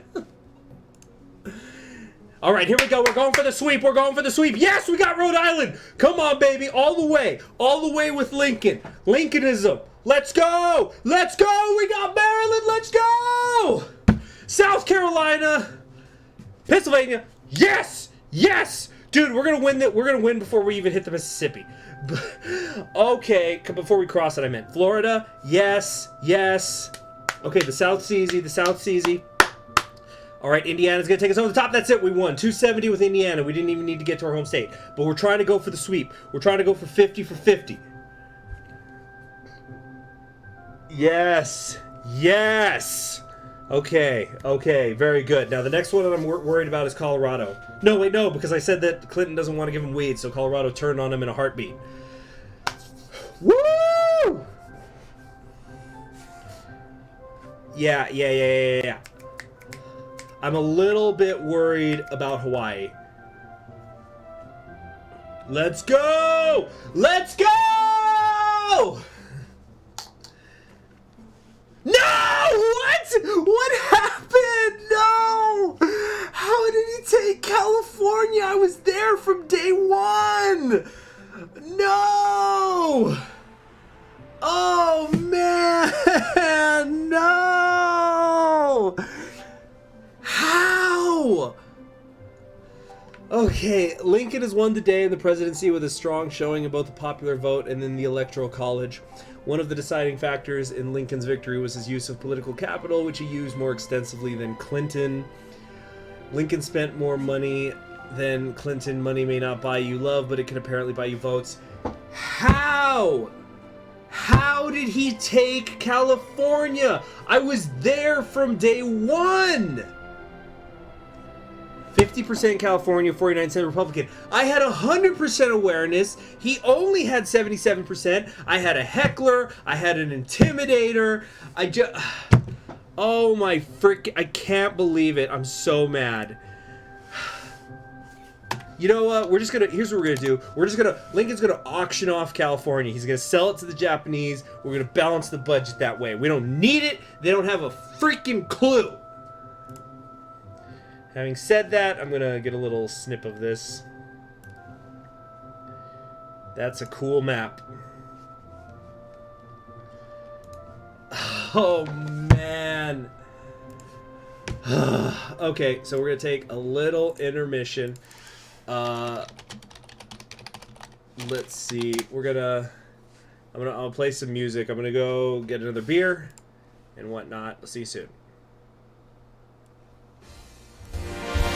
Arise, ye workers, from your slumber. 2-minute intermission. Arise, ye prisoners of want. That's right. For reason in revolt now thunder. Chains of hatred, greed, and fear. Ha ha! Away with all your superstitions. Serve our masses. Arise, arise. We'll change henceforth the old tradition and spurn the dust to win the prize. So comrades, come on and rally. Then the last fight, let us face.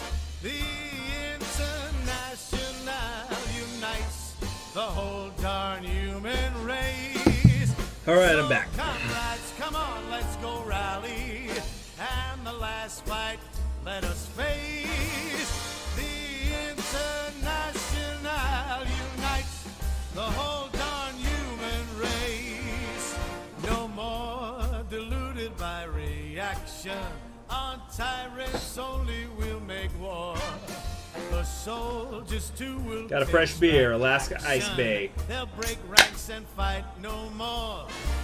And if those cannibals keep trying to sacrifice us to their pride, each at the forge must do their duty, and we'll strike while the iron is hot. So comrades, come on, let's go rally. And the last fight, let us face. The International unites the whole beautiful human race. So comrades, come on, let's go rally. Ha! And the last fight, let us face.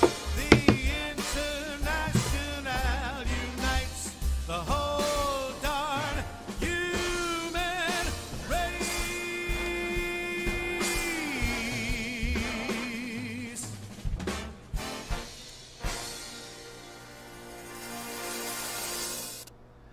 Okay, intermission over. Welcome back. Let's keep playing. So, as you all know, this is Conquering History Games, broadcasting, playing Political Machine 2016 as Abraham Lincoln, and I'm broadcasting from the Triple C, the COVID capital of the country, the one, the only, El Paso, Texas, USA. Let's return to the campaign. Man, I really wanted that sweep. All right, next up, hey, LBJ, how many votes did you get today? This ought to be fun. That is not a very good caricature of him. So, following the, you know what we got to play here, right? Let's see, LBJ talks to Taylor. Let's, let me show you guys, I'm trying to find you guys some funny, information here. So several years ago, about 10 years ago or so, they released some audio that had, like, I guess been previously classified of Lyndon Johnson on the phone, and the only one that people were talking about was him talking about pants, him ordering some pants. So check this out. LBJ, classic Texan. I am from Texas, but listen to this. This is him ordering pants. Joe Hager. Joe, is your father the one that makes clothes? Yes, sir. We're all together. You all made me some real lightweight slacks that he just made up on his own, sent to me 3 or 4 months ago. It's a kind of a light brown and a light green, rather soft green and soft brown. Now, I need about 6 pairs for summer wear. I need about 6 pairs to wear around in the evening when I come in from work. And I can send you a pair. I want them a ½ inch larger in the waist than they were before, except I want 2 or 3 inches of stuff left back in there so I can take them up. I vary 10 to 15 pounds a month. So leave me at least 2.5 to 3 inches in the back where I can let them out or take them up, and make these a ½ inch bigger in the waist. Make the pockets at least 1 inch longer. My money and my knife and everything fall out. Wait just a minute. Hello? Hello. Now, another thing, the crotch down where your nuts hang, it's always a little too tight. So when you make them up, give me an inch that I can let out there, because they cut me. They're just like riding a wire fence. These are the best that I've had anywhere in the United States. But when I gain a little weight, they cut me under there. So leave me, you never do have much margin there. Let's see if you can't leave me about an inch from where the zipper ends, round under my, back to my bunghole. All right, then. So I can let it out there if I need to. Now, be sure you got the best zippers in them. These are good that I have. And if you get those to me, I would sure be grateful. Where would you like to send, please? White House. I just sure will appreciate this. I need it more than anything. And now, you give this boy the address, because I'm running for a funeral, and give him address just how to dress these trousers. So we'll send them to you. And don't you get the measurements out of them and add a half inch to the back. Give us an inch to the pockets and about an inch underneath, so we can let them out. In other words, you like just a little more stride in the crotch. Yeah, that's right. Yes, sir. Okay, here he is. Glad that you enjoyed the other. Okay, go ahead, please. Oh, that's fun stuff. Yeah, so if you didn't hear all that, some of the highlights where he basically he first is just talking about how he wants his pants customized, say like, do another inch of pocket and stuff like that, because he's the president of the United States, but he's still from Texas, so he's got to carry his knife with him everywhere. And but he needed more room for his fucking dick.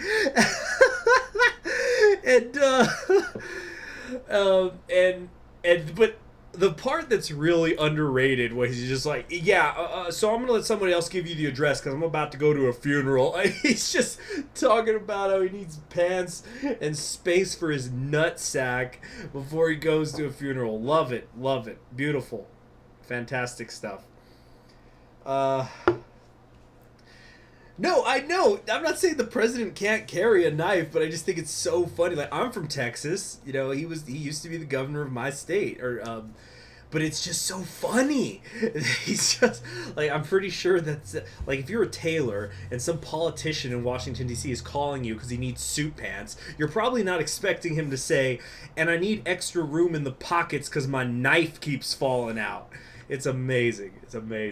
LBJ, amazing dude. It's a nonpartisan issue. Just who wouldn't want to drink with the guy? Okay, so I'm going to finish up this little bit of extra bourbon here, and then I got another beer I'm drinking, and then hopefully by then I'm going to be a little bit sleepy and I can get some sleep.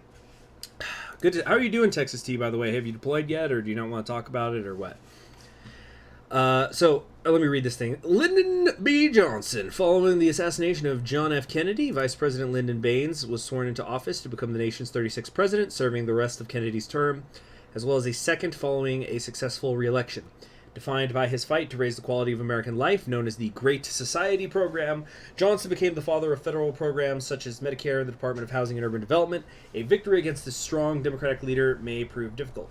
Yeah, I think people kind of forget how much LBJ did with that. Like, a lot of things that are sort of tenets of American life now, they get forgotten because when you think of LBJ, you think of Vietnam. It just totally dominated his presidency. It was good to hear, Texas. All right, so I'm going to down this bourbon. Here's to it. Cheers to you, Texas. I hope things go well out there.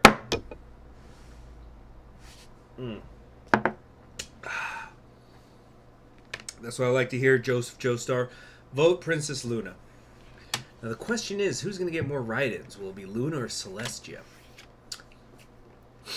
Freaking sheep! Vote for Celestia. I'm playing around, of course. All right, so let's see what the special effect is going to be. The noble search for excellence, big government, higher minimum wage, and more money for education are the big issues of this election. Okay.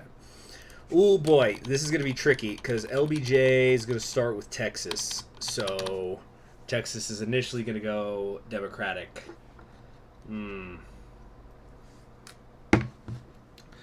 Miguel says, I'm in Portugal and here Corona is up to 4,000 cases a day. 4,000 cases a day? Bro, I think Florida's outpacing you. Pathetic. Pathetic, Portugal. Let's see. Vincent says, knowing bronies, there might actually be write-ins for MLP. So I read an article, I think like a couple of weeks ago. It was this one county, I forget where it was, but it was just an article about who wrote in the presidential election in 2016. And there was, of course, the typical, what we could call the typical write-in votes, where there were people who would write in people who got eliminated in the primaries. So you had people who voted for Bernie Sanders. You had people who wrote in John Kasich and things like that. But there was some other ones. There was people who wrote in the local mayor who,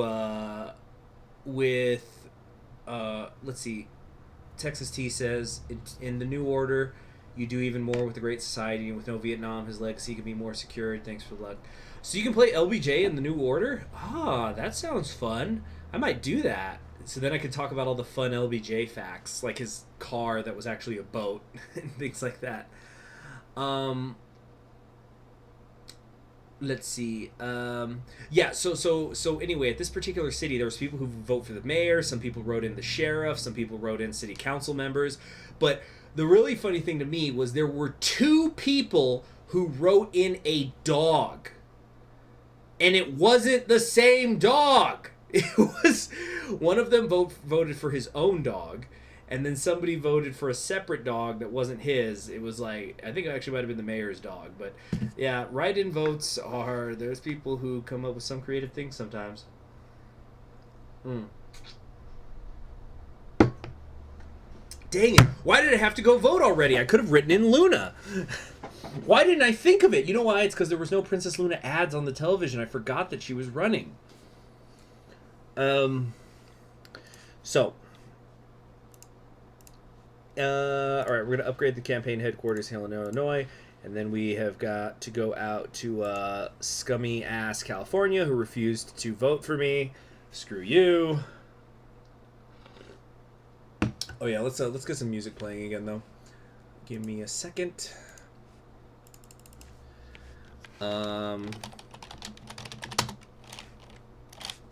Here we go. Here we go. Some more Celtic music. This one's called Freedom.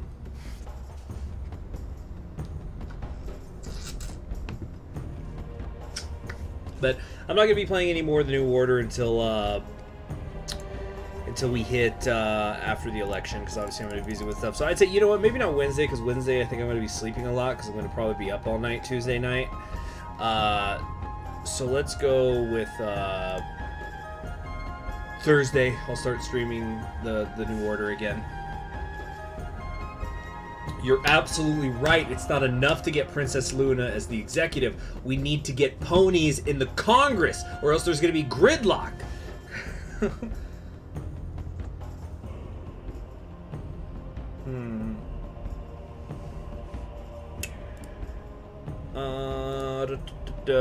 So yeah, we're gonna fundraise for a while. Build an HQ, fundraise. Okay. Yeah, we're gonna hang out here in California for a while. Oh, LBJ's doing stuff.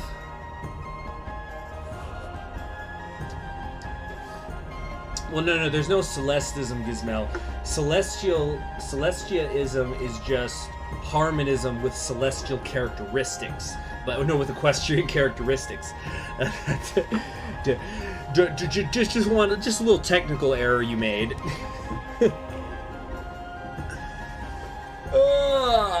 Oh yeah, I'm starting to feel sleepy. Let's try to finish this campaign quick, although I think I can save and quit in the middle of it. Yeah, I could do a quick save. Yeah, if I needed to.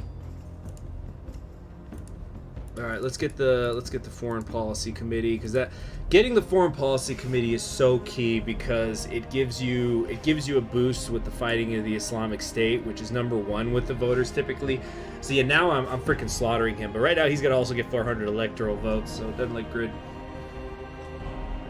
Skyboy 19ID says, "Stay woke, CHG." 19ID, are you in the 19th Infantry Division? Is that what that means?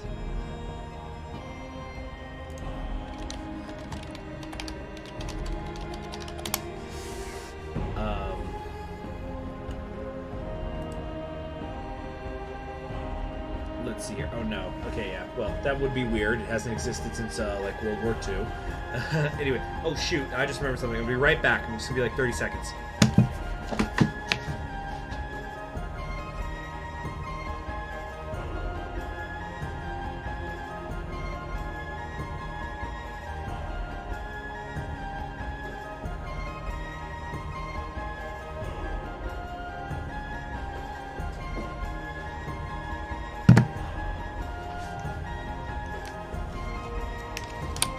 Okay, I'm back.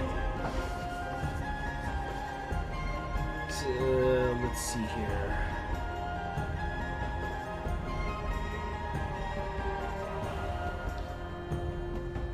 Okay. Let's see here.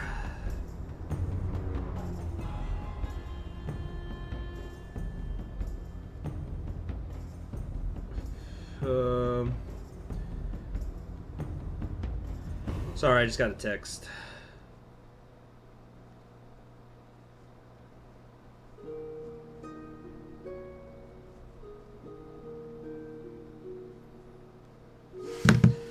All right.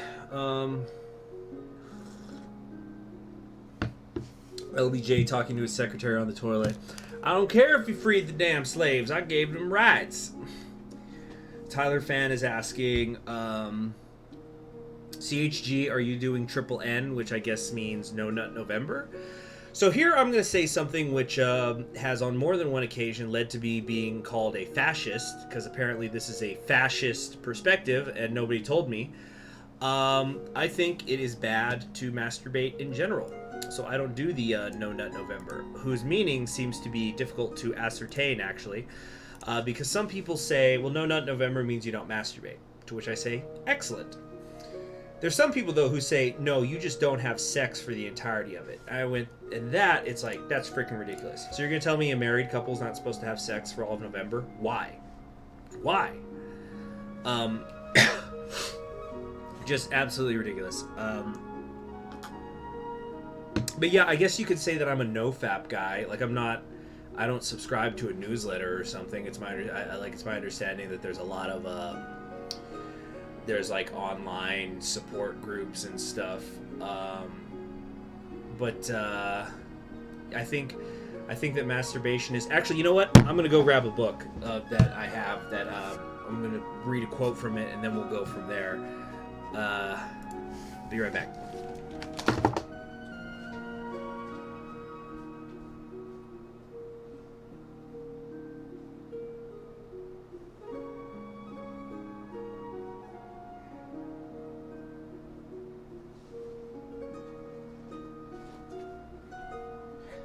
Okay, so what I have grabbed is my favorite book. A lot of people think that The Lord of the Rings is my favorite book, but it's actually a science fiction book by... And of course I'm talking about like fiction books, not history books. Oh, we've got fucking Coomers in the chat. God, I need a spray for pests. Anyway, so my favorite fiction book is Time Enough for Love by Robert Heinlein. It's a science fiction book. It's about this guy called Lazarus Long, who lives for thousands of years, and it's basically like almost a series of short stories about his life over those thousands of years. Really interesting stuff. I'm a big fan of it. So anyway, there's two parts. So Time Enough for Love, there's two parts of it where you're basically seeing like journal entries from the main character, where he's giving kind of funny tips and stuff like that. And so I am trying to find a particular one where he talks about masturbation. Give me a second. Skyboy19ID says, I don't want to be horny anymore, I just want to be happy. Don't we all, man? Don't we all? I was talking with a friend who went through a breakup recently, and he's like, you know, he was feeling horny, and I was like, dude, the horniness is going to fade, and you're just going to get lonely.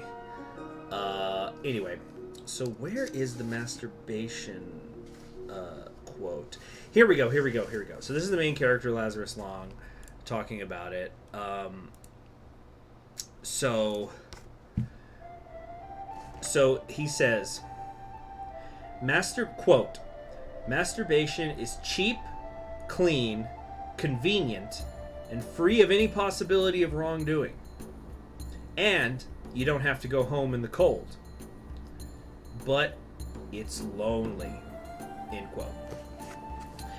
And of course that doesn't get into, obviously it's just like a couple of sentences, it doesn't get into all the ins and outs of masturbation, but I just think that a lot of the problem, and it's increasingly a problem that has arisen more with the internet. Now you have access to so much free porn, that like you basically have people who are just jacking their lives away, and it's actually been documented that it's creating problems in young men, where you've got rises in erectile dysfunction in young men who they can't get off anymore without porn. They're deadening their nerves. It's fucking with their brains.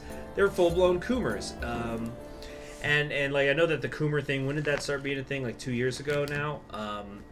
But it's really true. It's really true. And yeah, coomers ruining their lives. It's really fucked up. Very long story. Very, very long story. I'm not going to get into it all right now. But I once was having a conversation with a hooker. I didn't know she was a hooker when the conversation started. But we ended up discussing it, and she was talking about, yeah, you know, there's guys who they just jack off too much. They spend their days jacking off, and then they can't get it up with women anymore. And I'm sure that she didn't, I'm not saying that she was stupid or anything, but I'm sure that she wasn't like a fucking doctor or something. But even like, she's a hooker, and so I'm willing to bet that there were probably people who were buying her services, and they couldn't get it up, and it's because they had ED from jacking off too much. So proudly not a coomer. If you are a coomer, get some help. Yeah.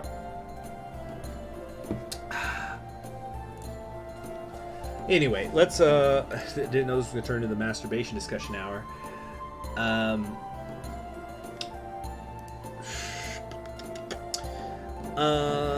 Right, what are we gonna do? Why can't I give a speech? Not enough stamina? What?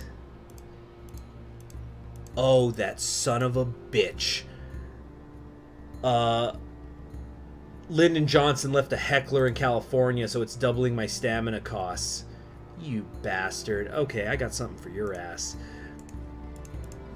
We're gonna come out here to Texas. Let's build ourselves an HQ. Get some political capital coming in. Alright, now we're gonna get the U.S. Chamber of Business. And then after that, though, I need to start saving up for the union.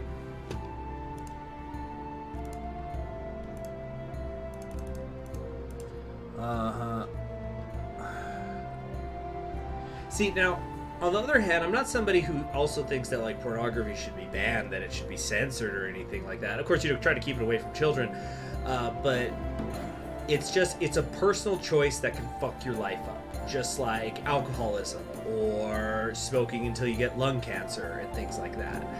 So that's why I think you got to be careful about these sorts of things.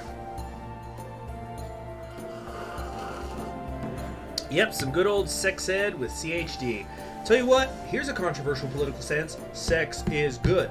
It's enjoyable. And damn it, I don't care who knows that I said it. I'm going to take that stand. Alright, we need to go back to California to raise more funds. And let's get this guy. Okay, we're losing right now, but it's only about 1%. We got tons of undecided. Guzman, they've answered what a coomer is. Okay, So coomer is a slang term. It's been around for like at least a year and a half. And it's like, you'll usually, if you look up coomer, you'll see an image of like this disgusting, tired-eyed, red-eyed, gross-looking dude who usually has like an oversized right arm, and it's just like freaking destroyed his life. But it's basically, coomers are people who chronically masturbate too much. Yeah, it's a problem. Yeah, please don't spam Guzman, please.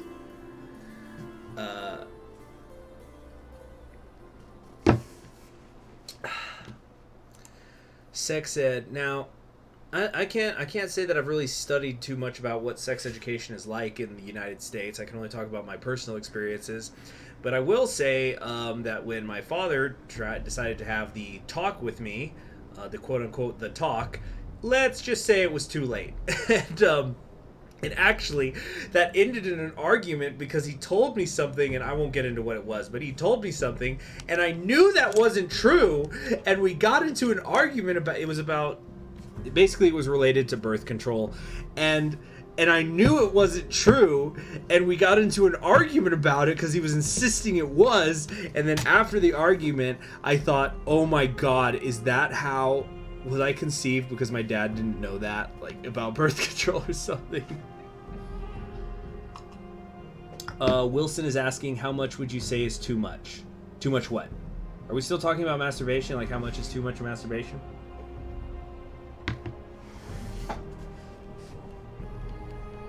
But yeah, that was pretty awkward. And then on the other hand, I had neighbors who, their mother was a nurse, and she was raising them. It was these two girls, and their mother was raising them by themselves. And so she gave them the sex ed talk extremely early. I think they were both still in elementary school, actually. And, like, the younger sister was just like, huh? What are you doing with the banana? And it's just, I want to eat the banana. And, it was just way too early. Anyway. And I remember there was this documentary, I'm going to try to look it up, actually. I think it was called Sex in the Soviet Union. You know what? Yeah, I guess this would be a political stance that I am in favor of, that sex should be taught. It should be understood. It's better for everybody. And sex feels good. I don't care who says. I don't give a shit what anybody says. Sex feels good, and I will die on this hill. Now, if you want to talk about is premarital sex right or wrong, that's a whole other discussion. But anyway, there was a documentary, I think was called Sex in the Soviet Union. And and the funny thing was, it actually wasn't in the Soviet Union. I'm trying to find it. Maybe I'm remembering it wrong. But yeah, sex positive CHG is based. I sure hope so.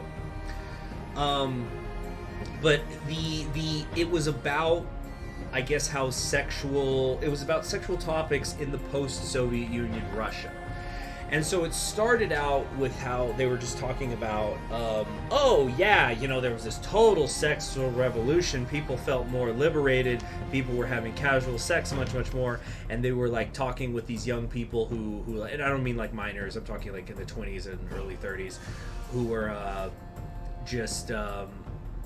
talking about, like, having sex casually. And then the interviewer would ask him, it's like, so what do you do in terms of, like, sexual hygiene? Like, do you use condoms and stuff? And then one of them says, sure, I could have sex with a condom. Obviously this was in Russian, I'm just speaking the translation, but he says something like, sure, I can have sex with a condom. I can also smell a rose with a gas mask on, which is really funny, especially in 2020. But then like, you know, it eventually got really dark, because like they were talking about how AIDS was getting out of control in Russia, and like they spoke with it was like the first guy who contracted AIDS in Russia, or like was documented anyway. And then I think they actually said he died before the documentary came out. There was like a little card, because like they interviewed him, but then I think they said it's like, yeah, he died before this was released. And then they were talking to these women who had no sexual education, and so they would sometimes be 5 months pregnant and not know it.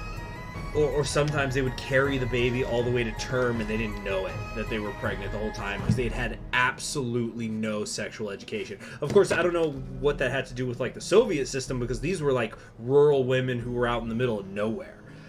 I wish let's see, the only thing I'm finding is a documentary that says it's dated 1991. It's about an hour long. I'm finding that on IMDb, but yeah, I remember I saw that documentary in high school, funnily enough. But that was, let me tell you something, that was not actually on the curriculum. That was because there used to be, at my old high school, there was this professor who was well known for just doing whatever the fuck he wanted. Oh, wait a minute. Damn it, I forgot to hire the... Kill the heckler. Damn it, I screwed up. He's gonna beat me. I'm screwing up. I'm drinking. I'm tired. I'm screwing this up so bad. Damn it.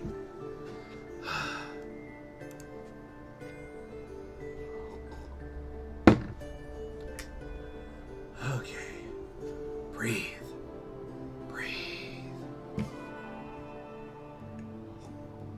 I actually get really interested. I find like just like in an academic sense more than anything, just like the philosophy of sex to be very interesting, because I think it's really interesting in fiction where you have, you know, the trope is good people have good sex, bad people have bad sex.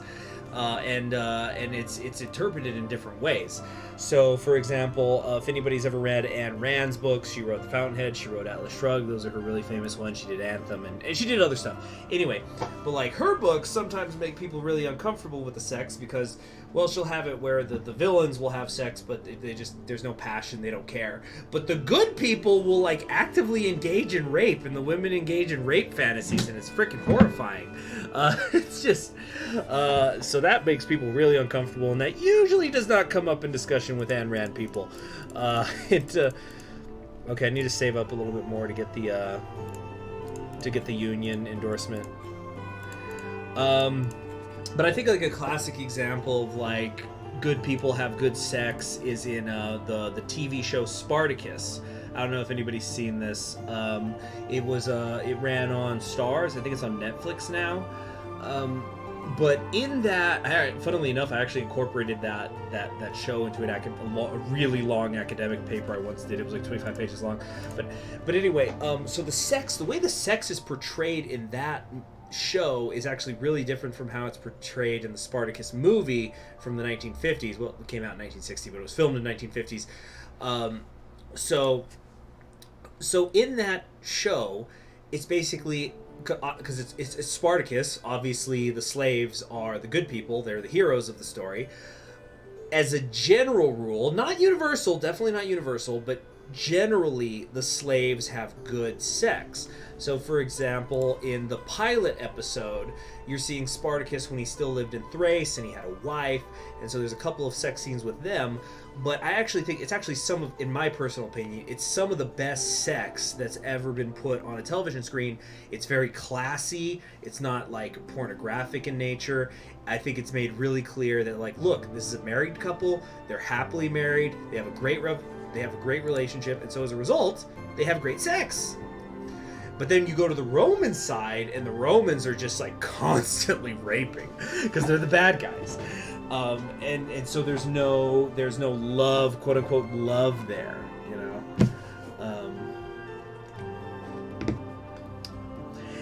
So Panzernick, this is really interesting.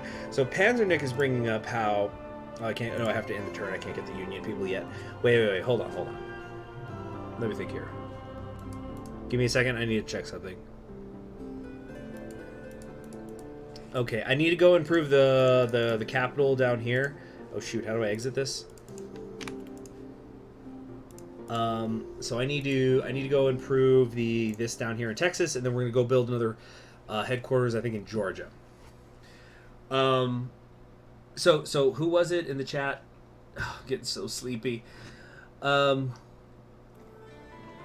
was it? Yeah, so Panzernick was bringing up, I want a fulfilling relationship before any sex. I want to actually feel happy. Completely, I would say, I'm going to go out on a limb here, and I'm going to say that is a completely normal point of view. And then I found out recently that, what was it? What was the term that was used? It was a screenshot I saw, but somebody said I'm a something sexual. I don't remember what the term was. Was it a demisexual? No, it wouldn't be demi. That doesn't make sense. Anyway, so the term apparently means I cannot have sex with somebody unless I have an emotional connection with them. And then I was talking about it with a friend, and I said, are we really... It is demisexual? You know what? Let me look it up. Let's just confirm this. Demisexual definition. Okay, dictionary.com says... Demisexuality is a sexual orientation characterized by only experiencing sexual attraction after making a strong emotional connection with a specific person. A demisexual identity is a useful indicator for where a person might fall in the asexual spectrum. There's an asexual spectrum, so that's the first I've heard of that. But anyway, so me and a friend were talking about it, and we were saying, is just everything need a subgenre of sexuality? Like freaking, I have standards. That's my sexuality. Like is that what demisexualism is? I am getting murdered right now by Johnson. I need to build up this HQ, and then we need to go big time on the Southern strategy, and then Pennsylvania as well. All right, we need to get the unions endorsing me. That's gonna stop the bleeding. Okay, boom, just like that, we got a lot more red states now. You know what, the asexuality spectrum thing makes sense now, because I remember when I was watching BoJack Horseman, great show by the way, there is a character who is asexual, and I think they talked about it at one point where they were saying how there's asexuals who are not interested in sex, but they still want a relationship, and there's people who just don't give a shit, they don't care about anybody, no relationships, nothing. So I can understand why there would be a spectrum, although, well, I don't know, I'm sure there's doctors who it's like this is their whole lives and they know better than me, but I guess that makes sense. Like if you're not interested in sex unless you have an emotional connection, I guess you can argue that that's something on the spectrum. I don't know, I'm not a doctor. I'll keep an eye out, Joseph Joestar, thank you. Yes, labels are useful. Actually, let's talk about a funny non-political metal thing, or oh geez, that the drinking's catching up with me and the lack of sleep. So if you ever want to have some fun, now I'm not somebody who likes Wikipedia, but you want to talk about, oh, there's too many sexual labels and whatnot. I guess you've never been to the heavy metal genres of Wikipedia here. We've got glam metal, black metal, crust punk, death metal, doom metal, kawaii metal, metalcore, new deutsche harte, neoclassical, progressive, speed, thrash, traditional, power, and there's so many subdivisions. So if you ever find yourself thinking, you know what, there's just way too many sexualities, man, take a look at the frickin' metal subgenre list on Wikipedia, and you're gonna learn in a hurry there could be a whole lot more of anything. Look at this. We got crust punk, and of course blackened crust as well. It's just freaking insane. Actually, I was looking into sludge. The reason why I know this is because I had a friend who was talking to me about sludge metal recently, because he was telling me, because I don't like all the subgenres of metal. When it comes to metal, I'm typically an old school guy, like I'm a Black Sabbath kind of guy. And he was saying, oh, you'd probably like sludge metal, because sludge metal is sludge metal was it's like people who are trying to emulate Black Sabbath, where it's typically slower. Oh, Mastodon, yeah, I discovered Mastodon this year. I think it was back in February or something. I like their stuff, especially their Moby Dick song. Good stuff. Great stuff. Oh, shoot, I'm trying to close this. Ah! Did this freeze? Okay, there we go. We're good. Okay, so we're trying to, let's get a smear merchant down here in Georgia.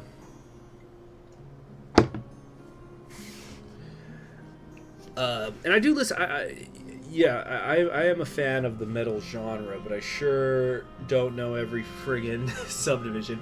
Actually, I heard that, this was several years ago, but I heard that, like, heavy metal got classified as a religion in the United Kingdom or something, because enough people put that down as their religion on a census form, so they had to recognize it. Or maybe that was just some epic meme.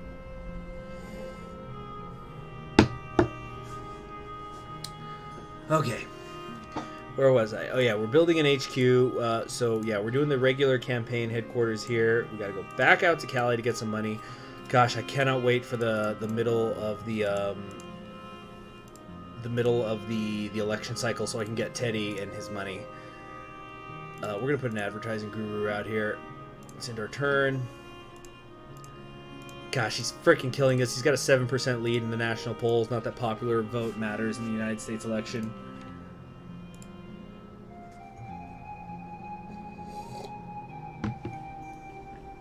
Texas T is saying you got to make the Great Society happen. No, I'm not LBJ. I'm Lincoln right now. I need to not have the Great Society happen.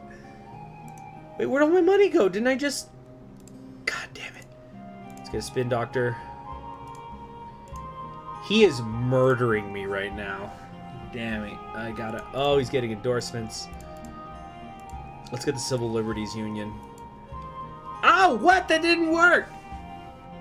Somebody says, if Celestia becomes evil Daybreaker, then who leads Equestria against her? In the... Texas T, you're funny.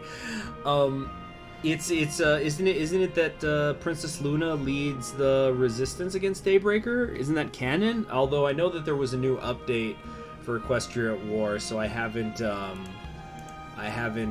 don't know if they've changed things. Like I heard though that there's now a second resistance movement in Equestria at War, because it used to be that you could have zebra.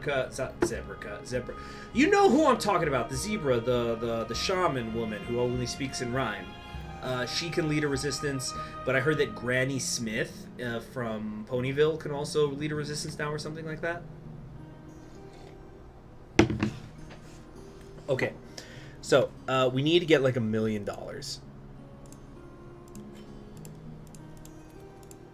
Kicking my freaking ass. It's because I'm not paying attention.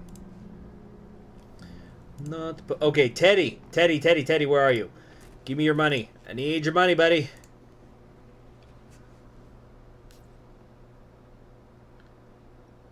Okay. Seriously, Jamie Butterworth, it's the current year and you're saying MLP is degenerate? Get with it. Alright, time to finish my beer. Bottoms up. Cheers, everybody.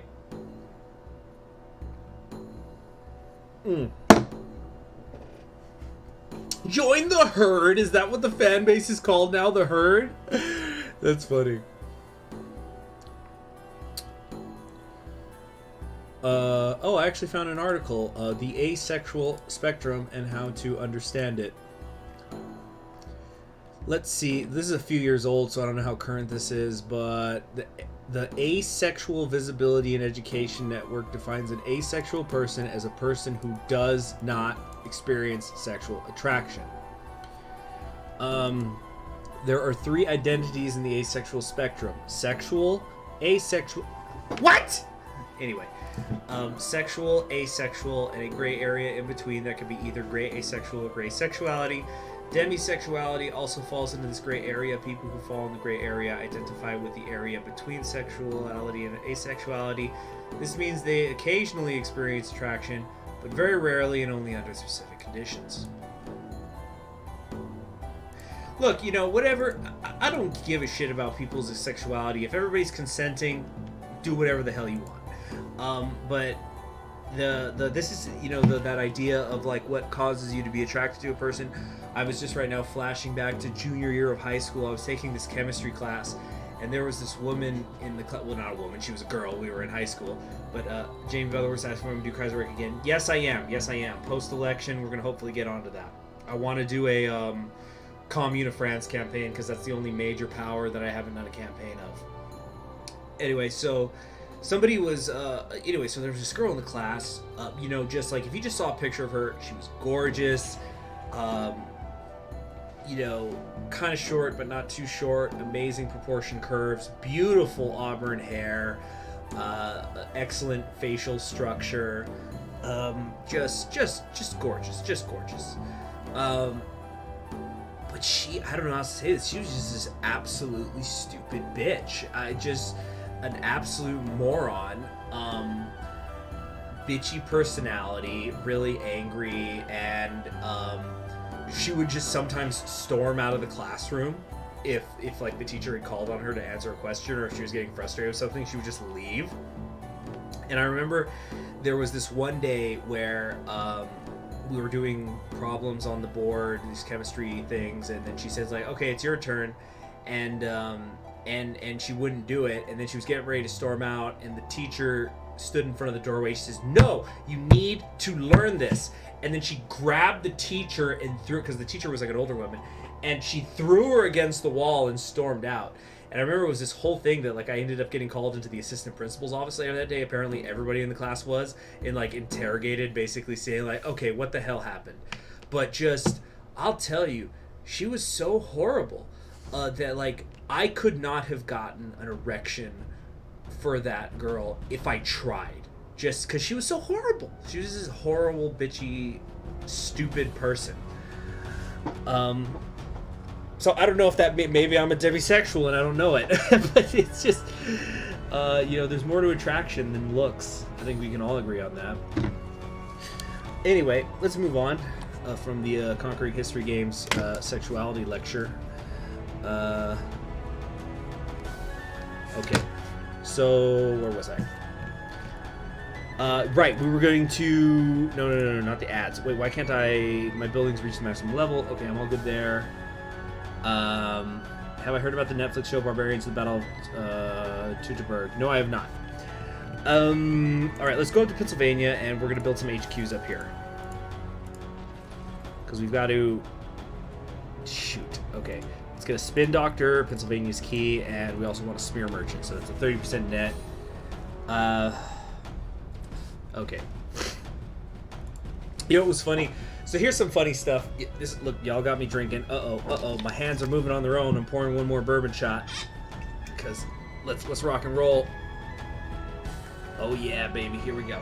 So here's a funny, like, looks story kind of thing. So I am a heterosexual male. Loud and proud. I'm here. I'm straight. Get used to it. And I'm still trailing in the polls, which is very bad. So I had a pretty bad breakup last year on Christmas, so that was awesome.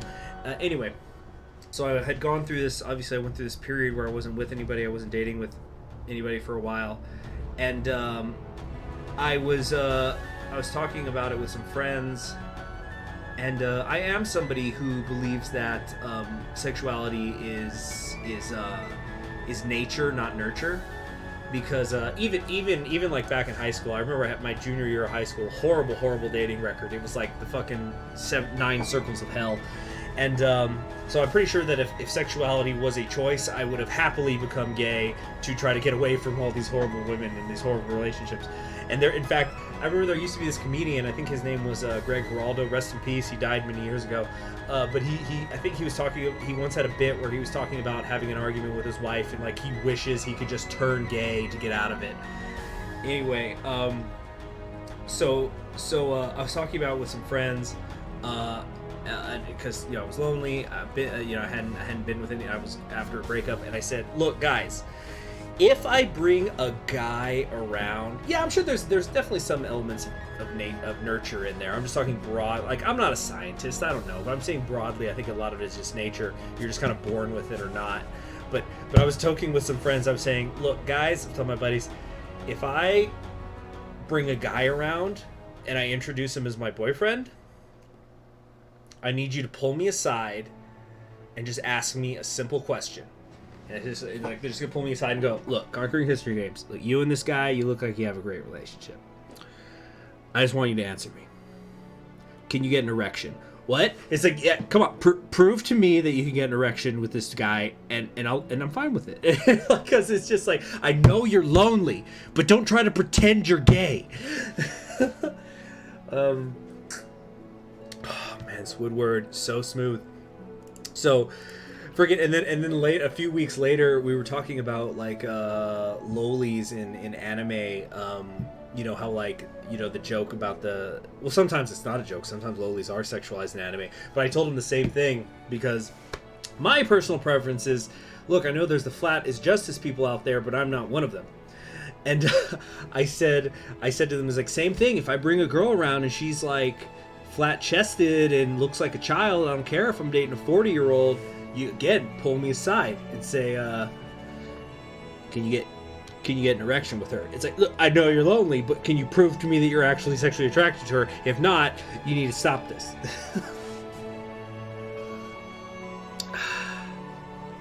VTuber. So how do you become? That's a weird question. So the VTuber thing, how does that work? Like, there's some motion capture software, right? Because I totally would do that for the lulz. If I could, like, find a way to do that and have my logo be the head of the person, but, like, my hands can move around, I would totally do that. Of course, I have my face cam in the top right now, but I think that would be friggin' hilarious. If I could manage to be a VTuber. I don't know much about him, though. I probably can count on one hand how many VTuber things I've seen. And the first one, there's an app. It's called Live 2D Apps. Let me look this up. Live 2D Apps. Live 2D cubism for games, videos, apps, and more. Interesting. Face rig. Okay, I'm looking all these things up now for later. I'm not gonna like read it now. I'm just looking them up. Anyway, so the only 2D, because it's my understanding they're like blowing up right now, but I probably can count on one hand how many I've actually ever seen. So one of them is the first VTuber thing that I ever saw was I was on the internet and some people were talking about. I don't remember how it came up, but somebody was talking about like some Twitch whore, you know, one of those things, you know, those women who like, you know, show the cleavage, get the money, and you know what? Good for them. Good for them. It's a free country. Geez, I remember I heard this story on the internet about a guy who created an OnlyFans taking pictures of his foot, pretending that, because like there's people with feet fetishes out there. He was a dude, but I guess his feet are hairless and like feminine looking, so people assumed he was a girl, and he's like paying for his house with that money. Good for him. Good for him. When I read that story, I thought, shit, I wish my feet looked like a woman's, then I could make some money. Anyway, so the first, anyway, I was talking about like some Twitch whores, and there was somebody said 2D girls are better than 3D girls, and they posted a link, because like, you know, the Twitch girls, they take all your money, but it was a link to one of those VTubers, and I've never been able to find the video again, because the link that they sent, it was to somebody, it was only like a couple of thousand views, but what happened in the video was somebody donated her like $60, which should come to me, by the way. Anyway, but she donated her like $60, and then the girl, she just goes, first off, thank you, but,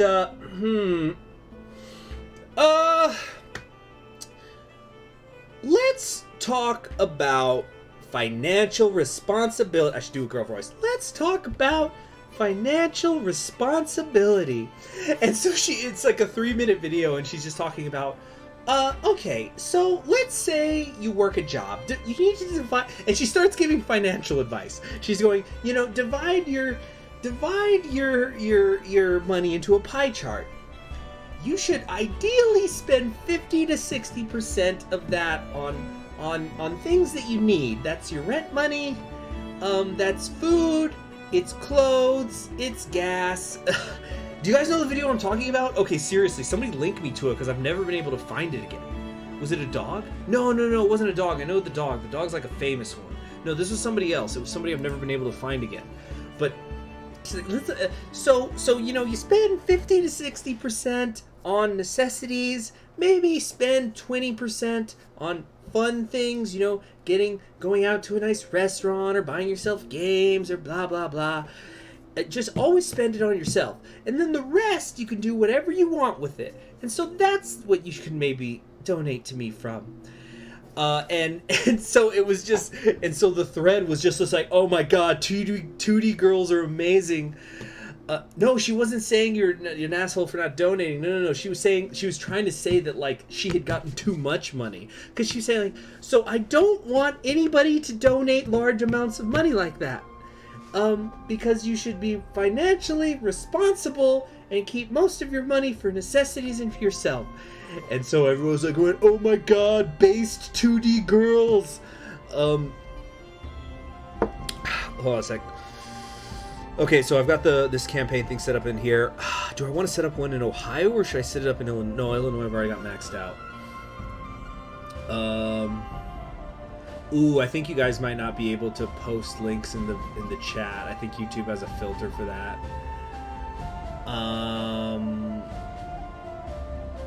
Maybe try just putting the name of the video or something.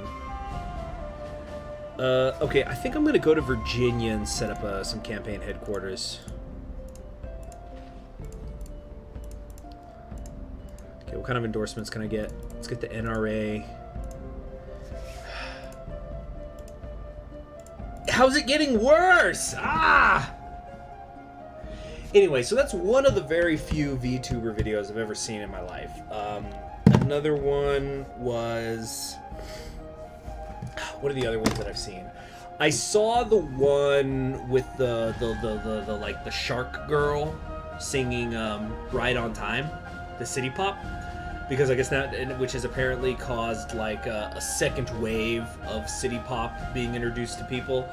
Now I'm personally not much of a fan of the city pop genre. There's like 2 artists that I enjoy. The first one being Yunko Yagami. She's her famous song is Bay City, but that whole album is great. The Full Moon album, I recommend it. Yeah, The Great Society marches on, man. I don't think I can win. So I like Junko Yagami, and funnily enough, I also like the guy who sings Right on Time, Tatsuro Yamashita.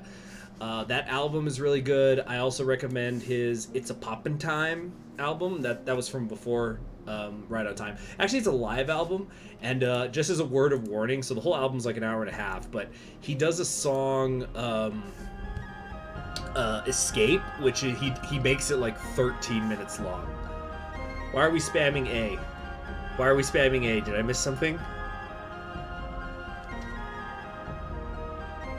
Yeah, anyway, so the Shark Girl, yeah, I liked her version of Right on Time, and I've heard a couple of other songs that she sang, so she seems good.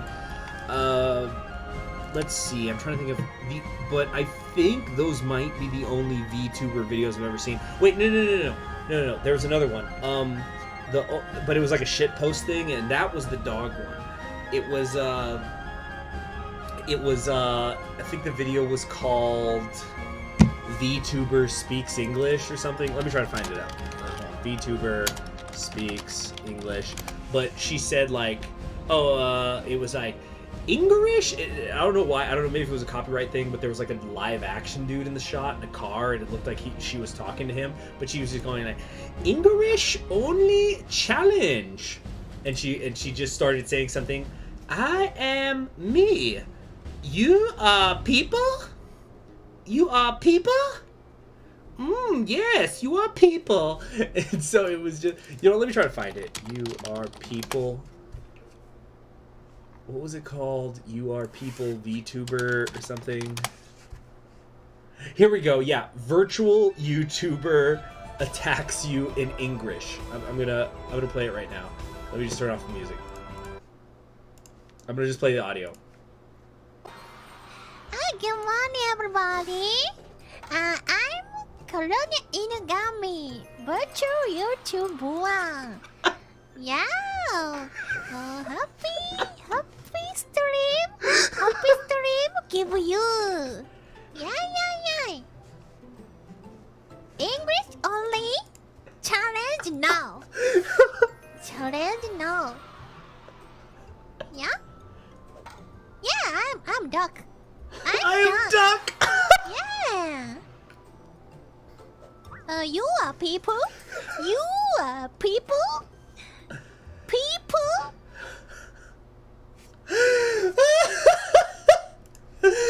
Oh, that's so funny. I am duck. You are people.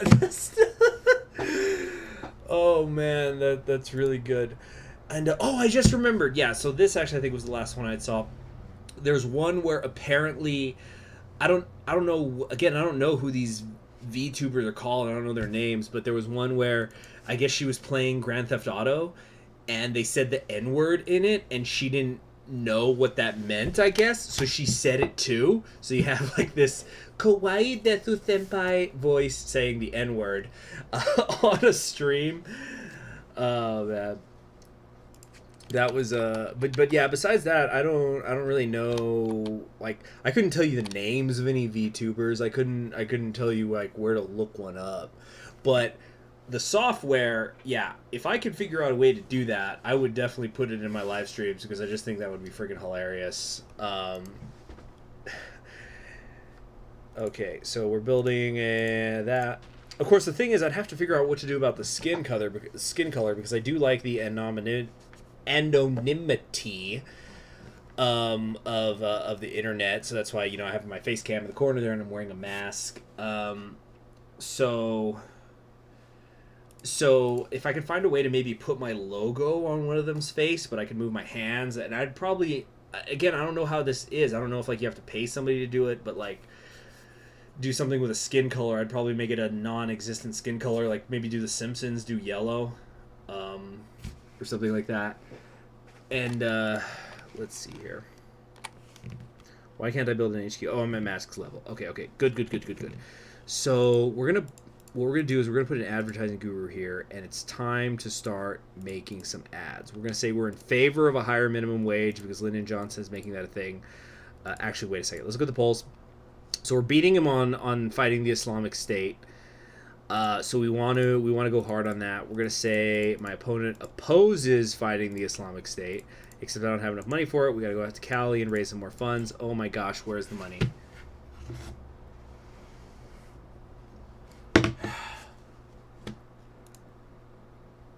Pretty sure Lincoln wasn't a virgin, what with the having 3 sons thing. Alright. Let's raise some funds. Can we go to Texas? Can we get more funds in Texas? Yes, we can! Excellent. Let's get a spin doctor here. Jesus, he's beating me by 20 freaking points. Insane. Okay, let's get another advertising guru out here. Except I can't afford it. Okay, so how about we just raise funds for a turn instead?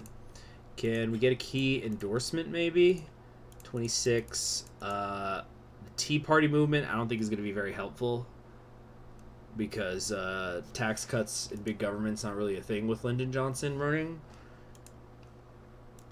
Damn it, it's getting worse.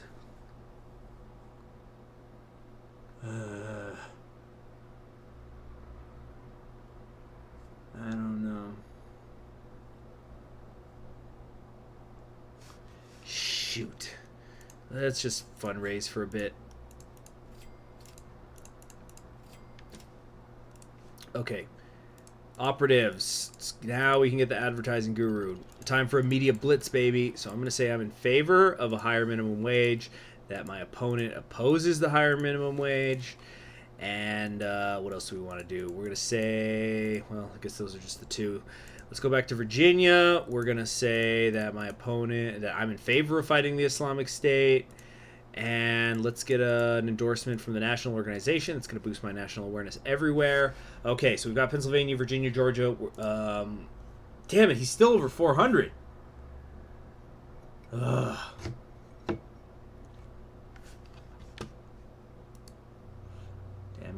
Damn it. I'm done. I'm freaking. I'm gonna be right back. Little break. Just give me a second.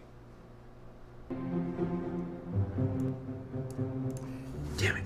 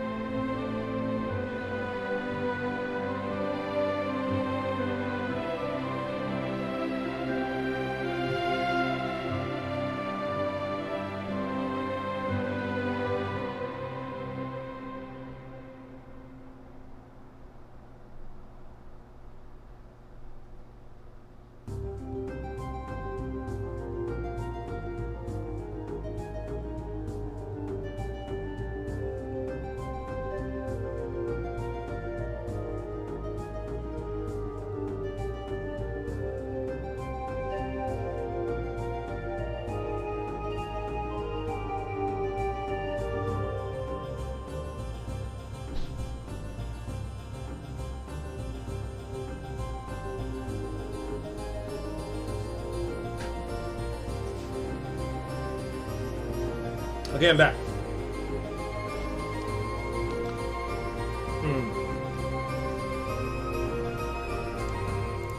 So, we gotta make this comeback.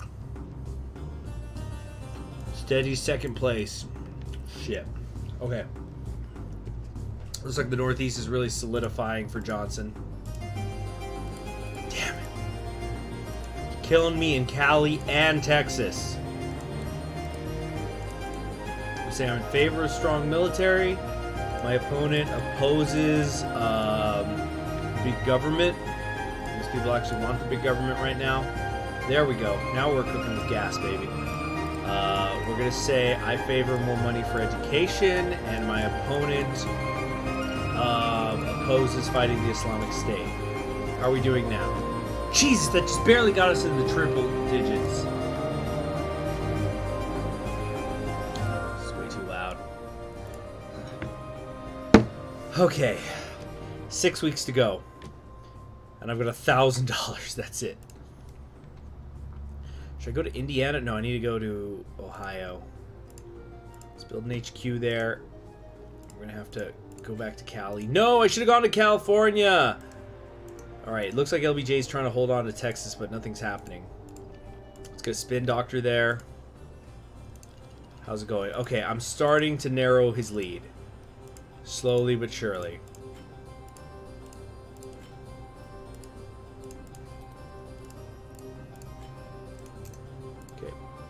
Operatives, can't get any there. Maybe a consultant. No, we're already maxed out on both of those. Can't afford an intimidator. Can't afford a PR consultant. So we're going to end it. Let's try to get an intimidator in here. Could be key. Now we're going to go to Ohio. Keep building up this headquarters here. It's going to boost awareness throughout the state. And want awareness. Yeah, we're going to get a political consultant in there as well. Let's raise funds because I can't do anything else anyway. People are talking about new labor. You know what that means? We've got to read. We got to sing the Labor Party version of it. I know I sang this the other day on a stream, but it's really funny. So this is the pink version of people are talking about new labor. This is the pink version of the people's flag. You guys ready? So, if you like the song, please feel free to donate to the stream, fill my cognac glass, pay for the drinks that I've been having all this time. Here we go.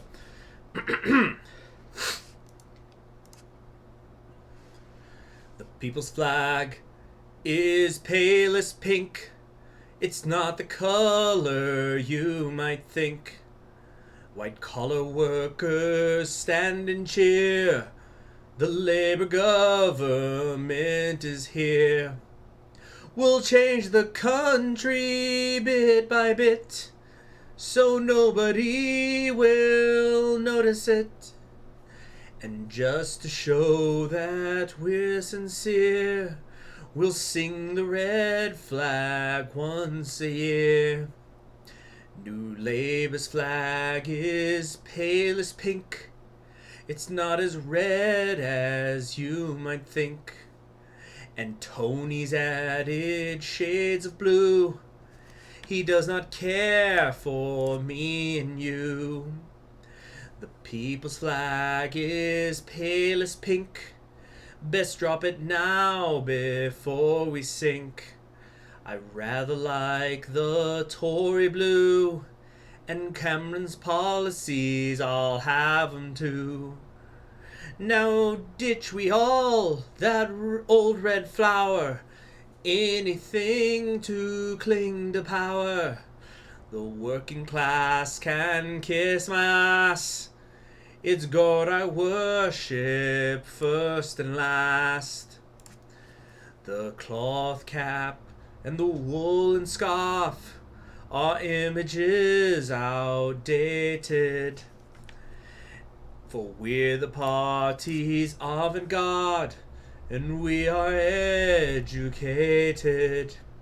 So raise the rolled umbrella high, the college scarf, the old school tie. And just to show that we're sincere, We'll sing the red flag once a year. Oh, the people's flag is pale as pink. It's not as red as most think. We must not let the people know what socialists thought long ago. Don't let the scarlet banner float. We want the middle classes float. The middle classes vote. Let our old-fashioned comrades sneer. We'll stay in power for many a year. All right, there we have it. You know, one more verse. The working class can kiss my ass. I got the foreman's job at last. You can tell old Joe I'm off the dole. He can stick his red flag up his ole. All right. So some of you seem to have really liked that. Okay, Texas T, you keep asking me what's 26 plus 6. It's 32. Is there a joke here that I'm missing? Okay. Now, where were we? We're in Ohio. Gotta get down to it. Ohio cutting us down. Shoot, do I want to raise funds? Yeah. Damn it, we got 2 freaking weeks left, people. We gotta hope these ads are gonna carry us. They're not. It's way too late. Oh, it's South Carolina, please. Why do you hurt me so? I forgot to get the advertising guru because screw me. Yeah, we're gonna lose. Ah, man, Lyndon Johnson just spanked my ass.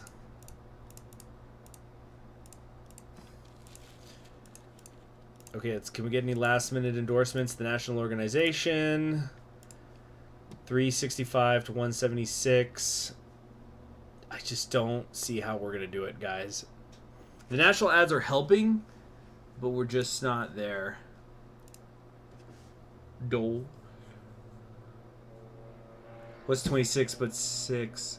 Oh, it's an Irish joke because of the 6 counties that aren't in North Ireland. Yeah, you know, I actually went to Dublin back in 2000. When was I up there? In 2018. So because it was a little bit after the anniversary of the Easter Uprising, they had so much stuff in the city that was dedicated to it. Super interesting things. What a beautiful town. Because I went to Ireland, but I ended up spending all the time in Dublin. I would love to go back one day and you know, go to the countryside and stuff. But wonderful city, wonderful. Absolutely loved it. You know, it was a museum goer's dream, just an absolute dream. I never did end up going to the prison. I'm drinking and I'm tired. Where those guys got executed after the Easter Uprising. You know, where they strapped Connolly to the chair and shot him and all that. I ended up not going there because I didn't go to Ireland by myself. I went with a woman, and we were at we had planned to go there, but we were at I think it was the Warren Beatty Library, which we had never heard of until we got to Dublin. It ended up being this amazing place, and she wanted to spend more time there when we would have gone to the prison, and I said, okay, that's fine, because there was just so much cool stuff there. Because the Warren Beatty Library, it was founded, like the guy Warren Beatty in question, he was just this huge collector of artifacts and books, and there was so many things there that you wouldn't expect to see, and not all of it was Irish either. Like, we were looking at like these art pieces from the Mughal Empire in Dublin, Ireland, of all places. Yeah, amazing city. I would love to go back, but Americans cannot exactly travel to Europe right now, so yeah. So what were we gonna do? We were going to I guess I should fundraise. I can't do anything else. Race draws to a close. He's beating me by 3%. There's a lot of undecideds, but man, I just don't see how I'm gonna win this.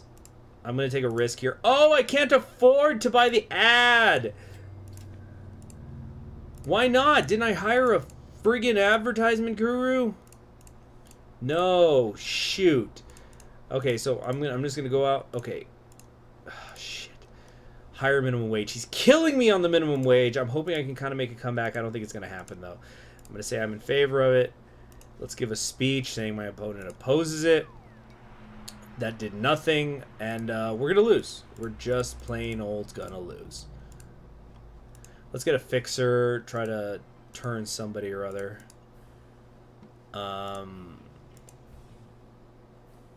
Shoot. Damn.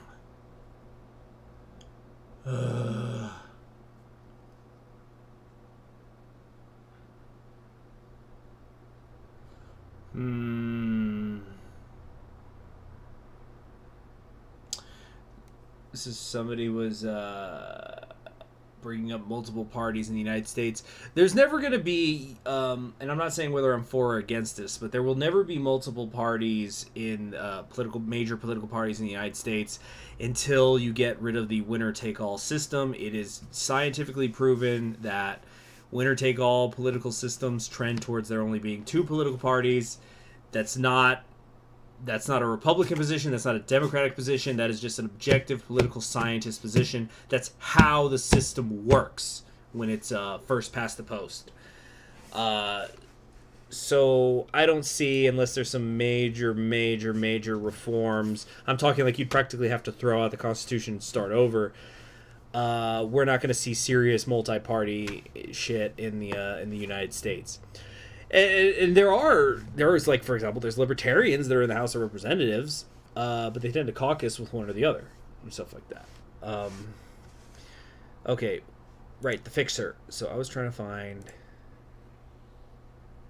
Boom, got the cheerleader.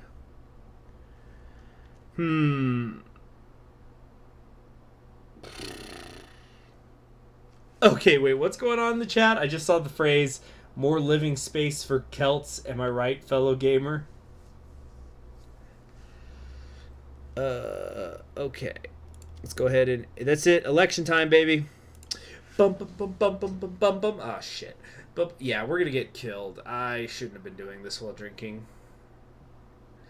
We went from getting 49 states to whatever the hell is happening now. Nice, we got Virginia. Nice.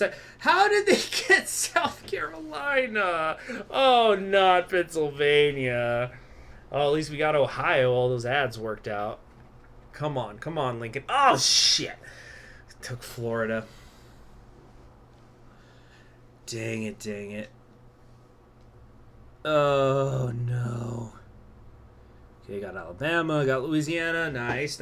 Making that comeback. Damn. Urgh! No! Come on, Texas. Get me back in this. Yes. Okay. It's a fight again. All right. No, oh, serious? Oh, the Democrats won Nebraska. That's realistic. Okay. Come on. All right. We're catching up. Yes. I think it's going to come down to California, though, which I don't think I'm going to have. No. California's going to decide it, and I'm out. Shit. Dang, I kind of managed to even it up there towards the end because I was sitting at 70 electoral votes for most of that, but... Oh, shit. Yep. Big Dick Johnson wins every time. I remember when I was, I was talking about how... Oh, dang it, I meant to view the map. When I was talking to my... This is, when I came off that breakup, and I was just talking about how I didn't feel good about, getting into the dating world again. And I texted this friend of mine this, multiple paragraph thing about just how, I couldn't imagine, how I was going to ever find a woman again. And then he's such a pithy guy. He's laconic. I swear he was a Spartan in a previous life. And he just texts back, "Hey, man, you're cute and you got a big dick. You'll be all right." Oh, man. So what somebody's saying, have I ever watched Bald and Bankrupt? I don't think I've ever even heard about it. We're both, let's see. Oh, it's a YouTube guy. English travel vlogger and author. YouTube channel began in June 2018, documenting the Indian subcontinent and the post-Soviet states. Oh, so he's like a documentarian? That sounds interesting. Yeah, text that tried to stop the Great Society. Bad move. Bad move. Bernie Sanders, yeah, he's a playable character here. I only used him to beat Ulysses Grant. I haven't really gone more into his stuff. His charisma's 9, his credibility is 9, stamina 7. So back during the primaries, so I have one friend. He's the one who I told you was very to the left. He was a big Bernie Sanders guy, and he went to the Bernie Sanders rally when he came to El Paso. And then later that night, we were all at one of our friends' house. We're all hanging out, and his phone kept going off. And like he was, I guess, a follower of, I don't know if it was like the Bernie Sanders Twitch channel or the YouTube channel or what, but he was telling us that he would get alerts whenever Bernie Sanders was doing a stream, meaning he was doing a rally somewhere in the country. So we were up until like 4 a.m. And he would keep getting alerts about Bernie Sanders doing streams, and we were saying like, you know, it's getting late. It's like 11 o'clock at night, and it's like, oh, Bernie Sanders is doing a rally, and we said, what the fuck rally is he doing? Is he still in Texas? Yeah. He's like, so what? He's doing a midnight rally because apparently Bernie was like hitting El Paso, San Antonio, Austin, Houston, and I think it might have even been another city in the same day, and we were just joking about like, God, who the fuck is going to a political rally at like 2 a.m. or something? And you know, good for him. Like, you know, I know he's old, but I guess he must have stamina. But like, we were just joking that by the time you're at a Bernie Sanders rally at 4 a.m, he's taken off his suit jacket. The tie has been loosened. He's like rolling up. No. This wasn't recent, Jaden. This was like back in February or March or something. He's like got his. So we were just riffing on this imaginary, Bernie Sanders like doing rallies at 4 a.m. in Houston, and we're just like he's got a mic, and he's gone like full insult comment mode. It's like, yeah, you there, you in the 4th row, you sir, you fat sack of crap on 2 legs, even you deserve Medicare. That's my policy position, that even pieces of shit like you all who live in Houston, you deserve healthcare. And it's just like. So yeah, insult comic Bernie became a piece of our comedy for many months afterwards, and we were like, and then we were joking like, who the fuck is going to a Bernie Sanders rally at 4 a.m? Like, what do you need to be rallied for? You're probably already voting for him, aren't you? And we were just saying like, maybe it's groupies, maybe like there's women who are just super sexually into Bernie Sanders. And then I'm going, but isn't he married? He's got kids. He's not gonna fuck some groupies. And then we're just like, no, that's part of his appeal. He rejects the groupies. Like, listen, you bunch of sluts, I love your attention, it's great, I'm happy that you vote for me, but I'm happily married, and you all are also going to be happy once you take a look at my workers' rights program. And we're just, what the fuck is happening?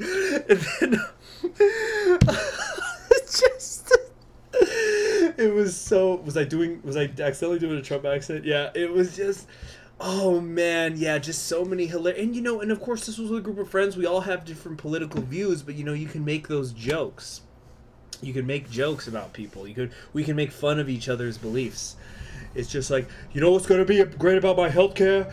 My healthcare plan is going to give birth control to, I don't know if this is true or not. It's going to give birth control to every adult woman as soon as she hits 18, which is going to be great because I'm going to be impregnating all you whores. Every single one of you are going to get a bit of the burn. It's just... Oh, man. So we got our asses kicked. I'm wondering if I should just be wrapping this up now. Hold on a second. I am actually getting a text. Let me see what this text is. And see if it's something important. But I'm probably going to be calling it a day here.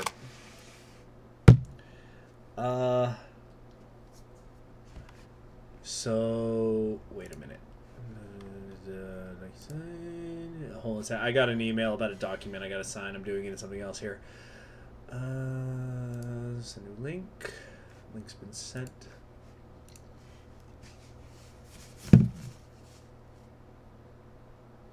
Oh, shoot. Larry David and Bernie Sanders are cousins. Really? That's interesting. You know what's another thing that's interesting? So I have a friend who's a linguist, and we were talking about.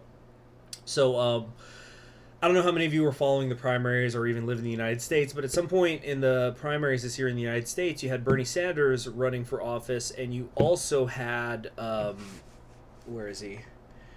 You had Michael Bloomberg also running for the presidency, and he is a hold on a sec. And he also is from New York, and we were just talking about how it was so interesting, just literally just talking about linguistics, about how these were two dudes, Michael Bloomberg and Bernie Sanders, which were born almost, actually I think they might have been born in the same year. Let me check this out. Okay, Bernie Sanders birth year. Okay, so Bernie Sanders was born in 1941, and then Michael Bloomberg birth year. He was born in 1942. So Bloomberg was born in Boston, but I think he ended up moving to New York, and then Bernie was born in Brooklyn, New York. So basically, they had spent a lot of time in about the same cities, and yet their accents were so drastically different. Which I just thought was kind of one of those interesting things, because of course Bernie came from a poorer background. He's a working class guy. He's like, we're going to, as I was saying earlier, we are going to abolish the letter R. It is unnecessary. We don't need it. Republicans will be known as Weepublicans. They're going to be Weebs, and Democrats will be known as Democrats. It's going to be amazing. And then Bloomberg, he kind of has it. Not that I'm doing these accents right at all, but like he kind of has like a higher, a little bit nasally. He's like, I was rich, I've made money. I am an owner of a business, and for some reason, because I'm a business owner, I'm a job creator. This means that my lower jaw did not develop. I'm not entirely sure why. Science does not have an answer, and the point is that I talk like this. It's so yeah, that was it was just kind of one of those things that we were just talking linguistics. No, Bernie Sanders wasn't from Vermont. He was born in New York. So like that's kind of one of those funny things, because like Bernie Sanders was from New York, but he became senator of Vermont. And then there's other examples of that. So like Obama was born in Kansas, I think. Yeah. So like he was born in Kansas, but he became senator of Illinois, and Hillary Clinton was from Illinois, but became the senator of New York. So obviously, where your political career is a greater indicator of how well you're going to do compared to where you were born. Because like back in 2008, Hillary was born in Illinois, but President Obama had been he was Senator Obama at the time. He was the senator of Illinois, so he of course won that state. And same thing where New York City in the primaries in 2016 went for Hillary because she had been the senator there, even though Bernie had been born there. So being born somewhere doesn't necessarily mean you're going to win that place. Like whether you love or hate President Donald Trump, I think everybody would agree he's not going to win New York State, even though that's where he spent a lot of his life and was born. That's not how it works. Anyway, what was I gonna... Yeah, so I probably should just wrap it up, though, here. So, yeah, that was kind of embarrassing, getting my ass handed to me by Big Dick LBJ. Let me just... You know what's actually kind of a funny thing? So, many years ago, I actually visited the Texas Capitol in Austin, Texas, and kind of in the central rotunda, they have all these images of every single Texas governor that there's ever been, and so like you can kind of walk around the rotunda and you could look at their official portraits. Most of them are pretty plain. They're just dudes in suits. But I remember that Lyndon Johnson's really stuck out to me. I think it's because I think he was the only one who was wearing a gray suit, instead because like the rest of them were wearing, I think, brown or black. And hold on a sec, I'm trying to show it to you guys. I'm trying to look up like the governor portrait, if I can find it on the internet. Okay, I'm having some troubles here trying to find the portrait. I'm sorry, did I say governor? He was a senator, but like he still had a portrait there. Trying to find the freaking Okay. Lyndon Johnson portrait painting. Trying to find it, what I was talking about, but it was in the rotundra.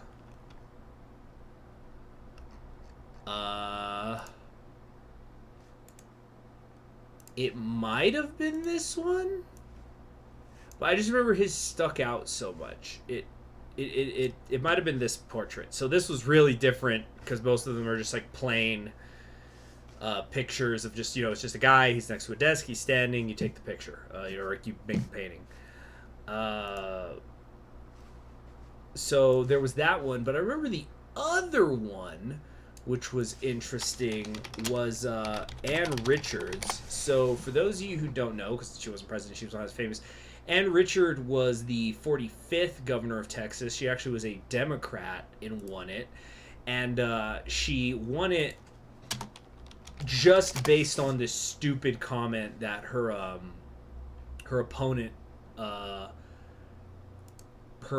made, because there was some campaign event that was going to be outside, and then it started raining, and so they had to go inside, and then her opponent said, quote, rain is like rape.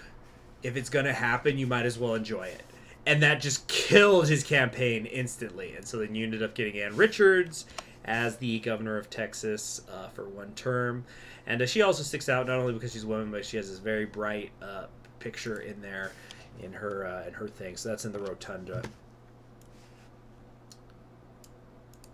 Now, Ann Richards' famous quote, since I talked about her, the other guy's quote, her famous quote was, she once got asked, what would you do if you knew that you were only going to have one term as governor? She said, I would have raised more hell, which is just, that's such a Texas thing to say.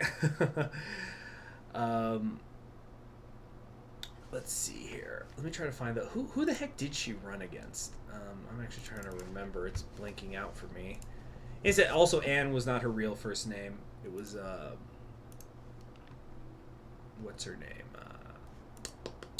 Dorothy. Dorothy was her real first name. So yeah, they nominated Clayton Williams Jr. That was his name.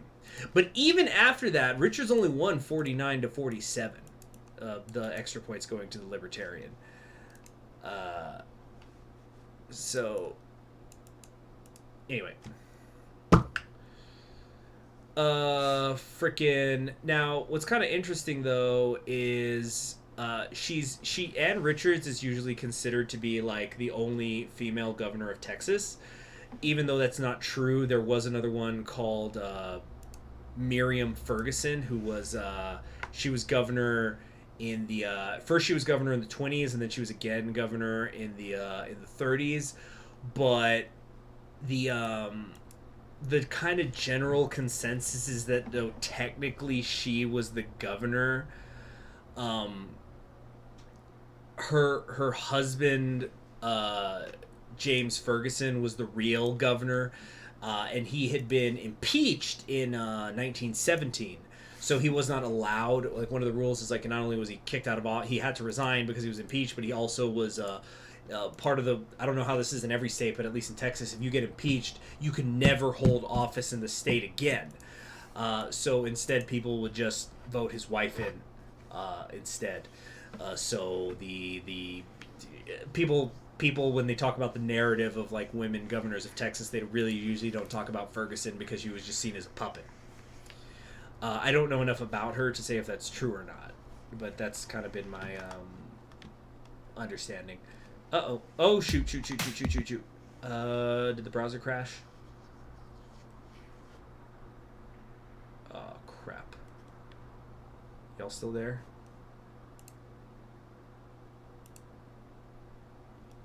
Huh. Okay. All right, so yeah, I'm going to wrap it up now. So if you got any super chat donations, this is the time to do it. Last couple of questions. Somebody says, do I think Maine will split its vote like last time? No, I think that even that 2nd district, which is heavily rural in Maine, it actually poses an enormous geographical area within Maine. I think it's something like over 80% of the geographical landmass of Maine is within its 2nd district, but it's mostly rural, so the population is not very high. Anyway, I think that is going to go for Biden. I think that Susan Collins is going to lose her seat to Gideon. Now, admittedly, I have not looked deeper into that. Apparently, there is some sort of thing going on with like an instant runoff vote, and it actually might be a legal case regardless of who wins, because it's something where it's creating I think it's ranked choice or something. But anyway, there's some sort of discrepancy going on with that senatorial race, which is something that may not be entirely legal compared to the rest of the United States. And like, it's in Maine, it's not like it's in California or Texas or something, so people aren't really paying attention to it, but it might actually be some sort of a legal thing. I don't know enough about it to be entirely sure, though. Jamie Butterworth is saying, what is my opinion on Roman's heel turn? I admittedly have not been following up with WWE as close as I want to. Which is something that I'm upset about personally, just because I've been busy with other things. Because I know Asuka's been champ, and I'm a big fan of Asuka. But the Roman Reigns heel turn seems to have been going very well. I think his work with the Usos has been fantastic. But that's how it was back in the days of the Shield, when really you'd have like Roman Reigns and Seth Rollins doing tag matches against the Usos, because the Usos are much more. What's the word I should use? Let's just say they're much more seasoned wrestlers than Roman was. They've always been able to bring out the best in him, so I think it's been going very well. Okay, any other last questions? Somebody's saying the Democrat Sarah's going to win. Yeah, Sarah Gideon, that's what I think is going to win in Maine. Where's the giant Mansley? I don't know what that means. Rank choice is how elections work in Maine. Yeah. But like the thank you very much, Texas T, for the $4.99. Texas T2 says, here's some chunk change and I'm fine. Just waiting to go, which should be next week. So might be my last stream. Take care of yourself and play the New Order. I will be playing some the New Order. I'm enjoying it a lot. Good luck out there, Texas T. Take care. Spike your hair. Do I know Tyler the Creator? Yes, but I haven't really listened to his music. Let's see. The main election or rank choice. Yeah, so the rank choice thing, it's my understanding that the rank choice stuff used to just apply to like governor races and local state races. But I don't know. I haven't researched it enough. I got that, Miguel. There was a, how do I say it? There is, so sleepy, I need to go sleep. That this is for a Senate race, and so because the Senate race is for a federal position, it might be bad, for lack of a better word, or like it might not be totally legal. So Susan Collins is probably going to lose anyway, so it might not even come into play, and then Sarah Gideon's just going to get it pretty cleanly. But it's just one of those legal issues. It's kind of like a lot of Supreme Court cases. People don't understand this. A lot of the Supreme Court cases are where you might have a judge in one state and a judge in another state make rulings on an issue, and they're contradictory rulings. So the Supreme Court has to intervene and say, no, this is the definitive way that we are going to decide this. And a lot of it, and it's stuff that doesn't make the papers. It's not sexy because the Supreme Court all these days, only thing it is these days is about gay marriage and abortion rights. That's all it fucking is anymore. So people don't pay attention to a lot of the other things. But it's I think that's what's going on in Maine. It's going to be one of those things where there's going to end up being a legal battle, even if it's very clear who the winner is, just because it might be one of those things that's technically unconstitutional or something.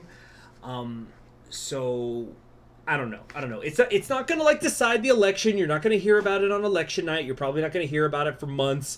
It's just going to be one of those fun fact things like, did you know that Maine once did ranked choice voting at the federal level and it technically wasn't allowed, so it had to be overturned or something like that? I don't know.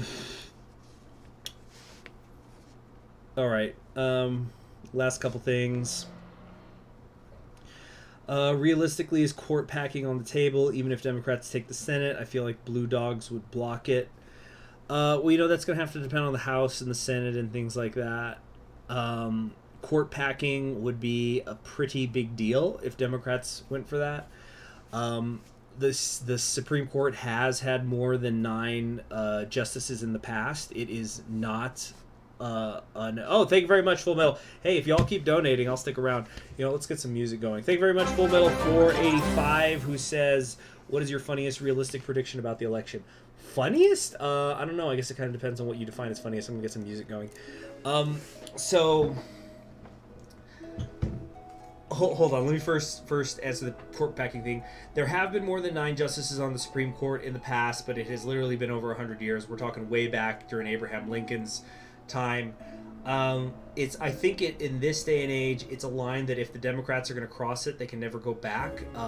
It's going to define their administration, and it could potentially create an arms race. It could lead to the Supreme Court leading to things where people are starting to remove justices.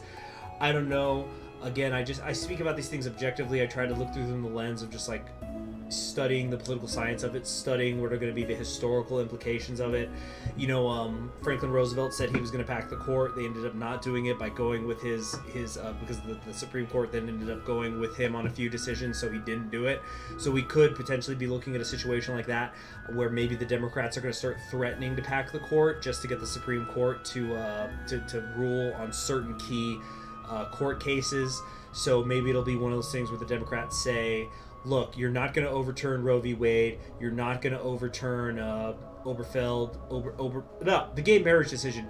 You can do whatever the fuck else you want, but if you do not overturn those 2, we won't pack you. And if you do, we're going to have 20 fucking justices. I've also heard arguments, and this is even before recently, where people were saying that the Supreme Court has had to have extra justices for a few years now because I'm trying to remember what the argument was. It was basically like you're supposed to have 1 Supreme Court justice for every circuit court, and there's more than 9 circuit courts. So now this was something I was hearing. I think I first heard that in the Bush years. So the court packing.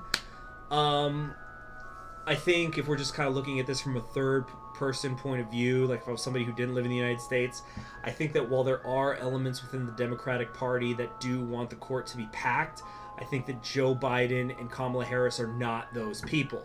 Because even though people on the right are trying to paint them as these radical socialists, they're calling them communists, they're calling them all sorts of ridiculous things that they're not.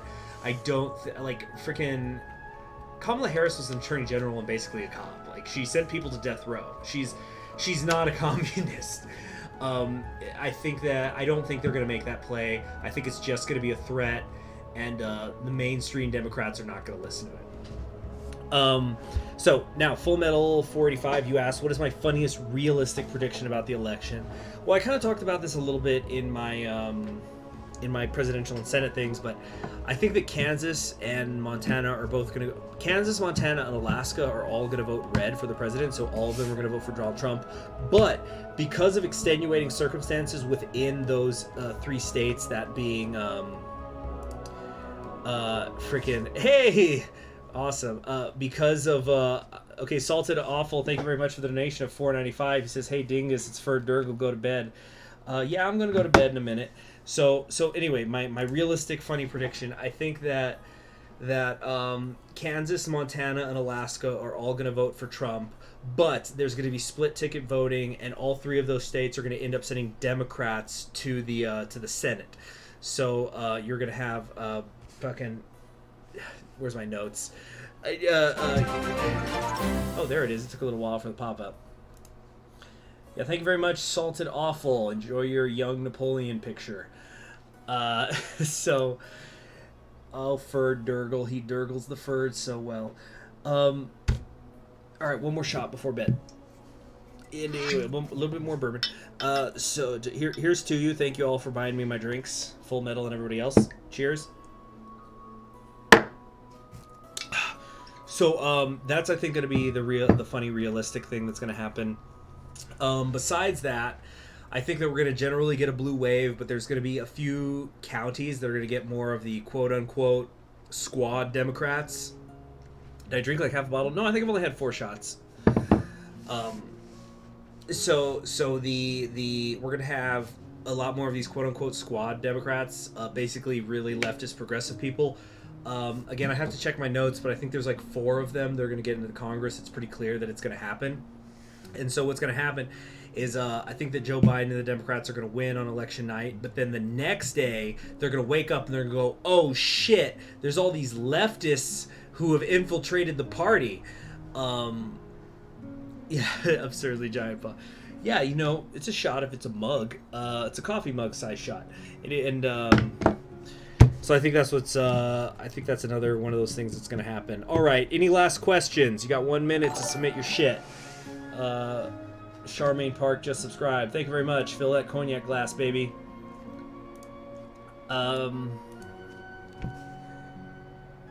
Let's see here.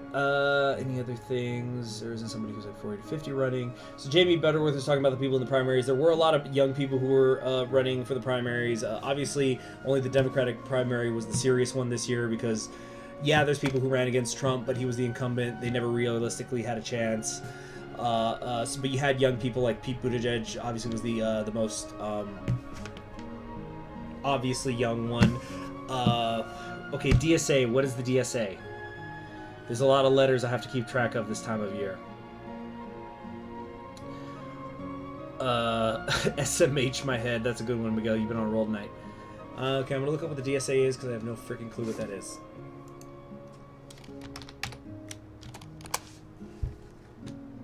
Democratic Socialists of America. Okay, well, spoiler alert, I guess I didn't vote for them because I didn't know who the fuck they were. Largest socialist organizations in the United States with over 70,000 members. We believe that working people should run both the economy and socially democratic human beings, not make profits for a few. Okay.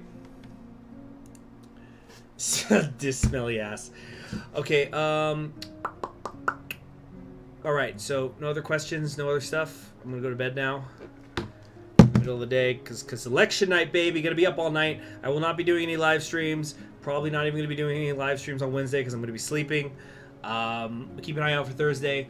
Also, Friday and Saturday, or never mind.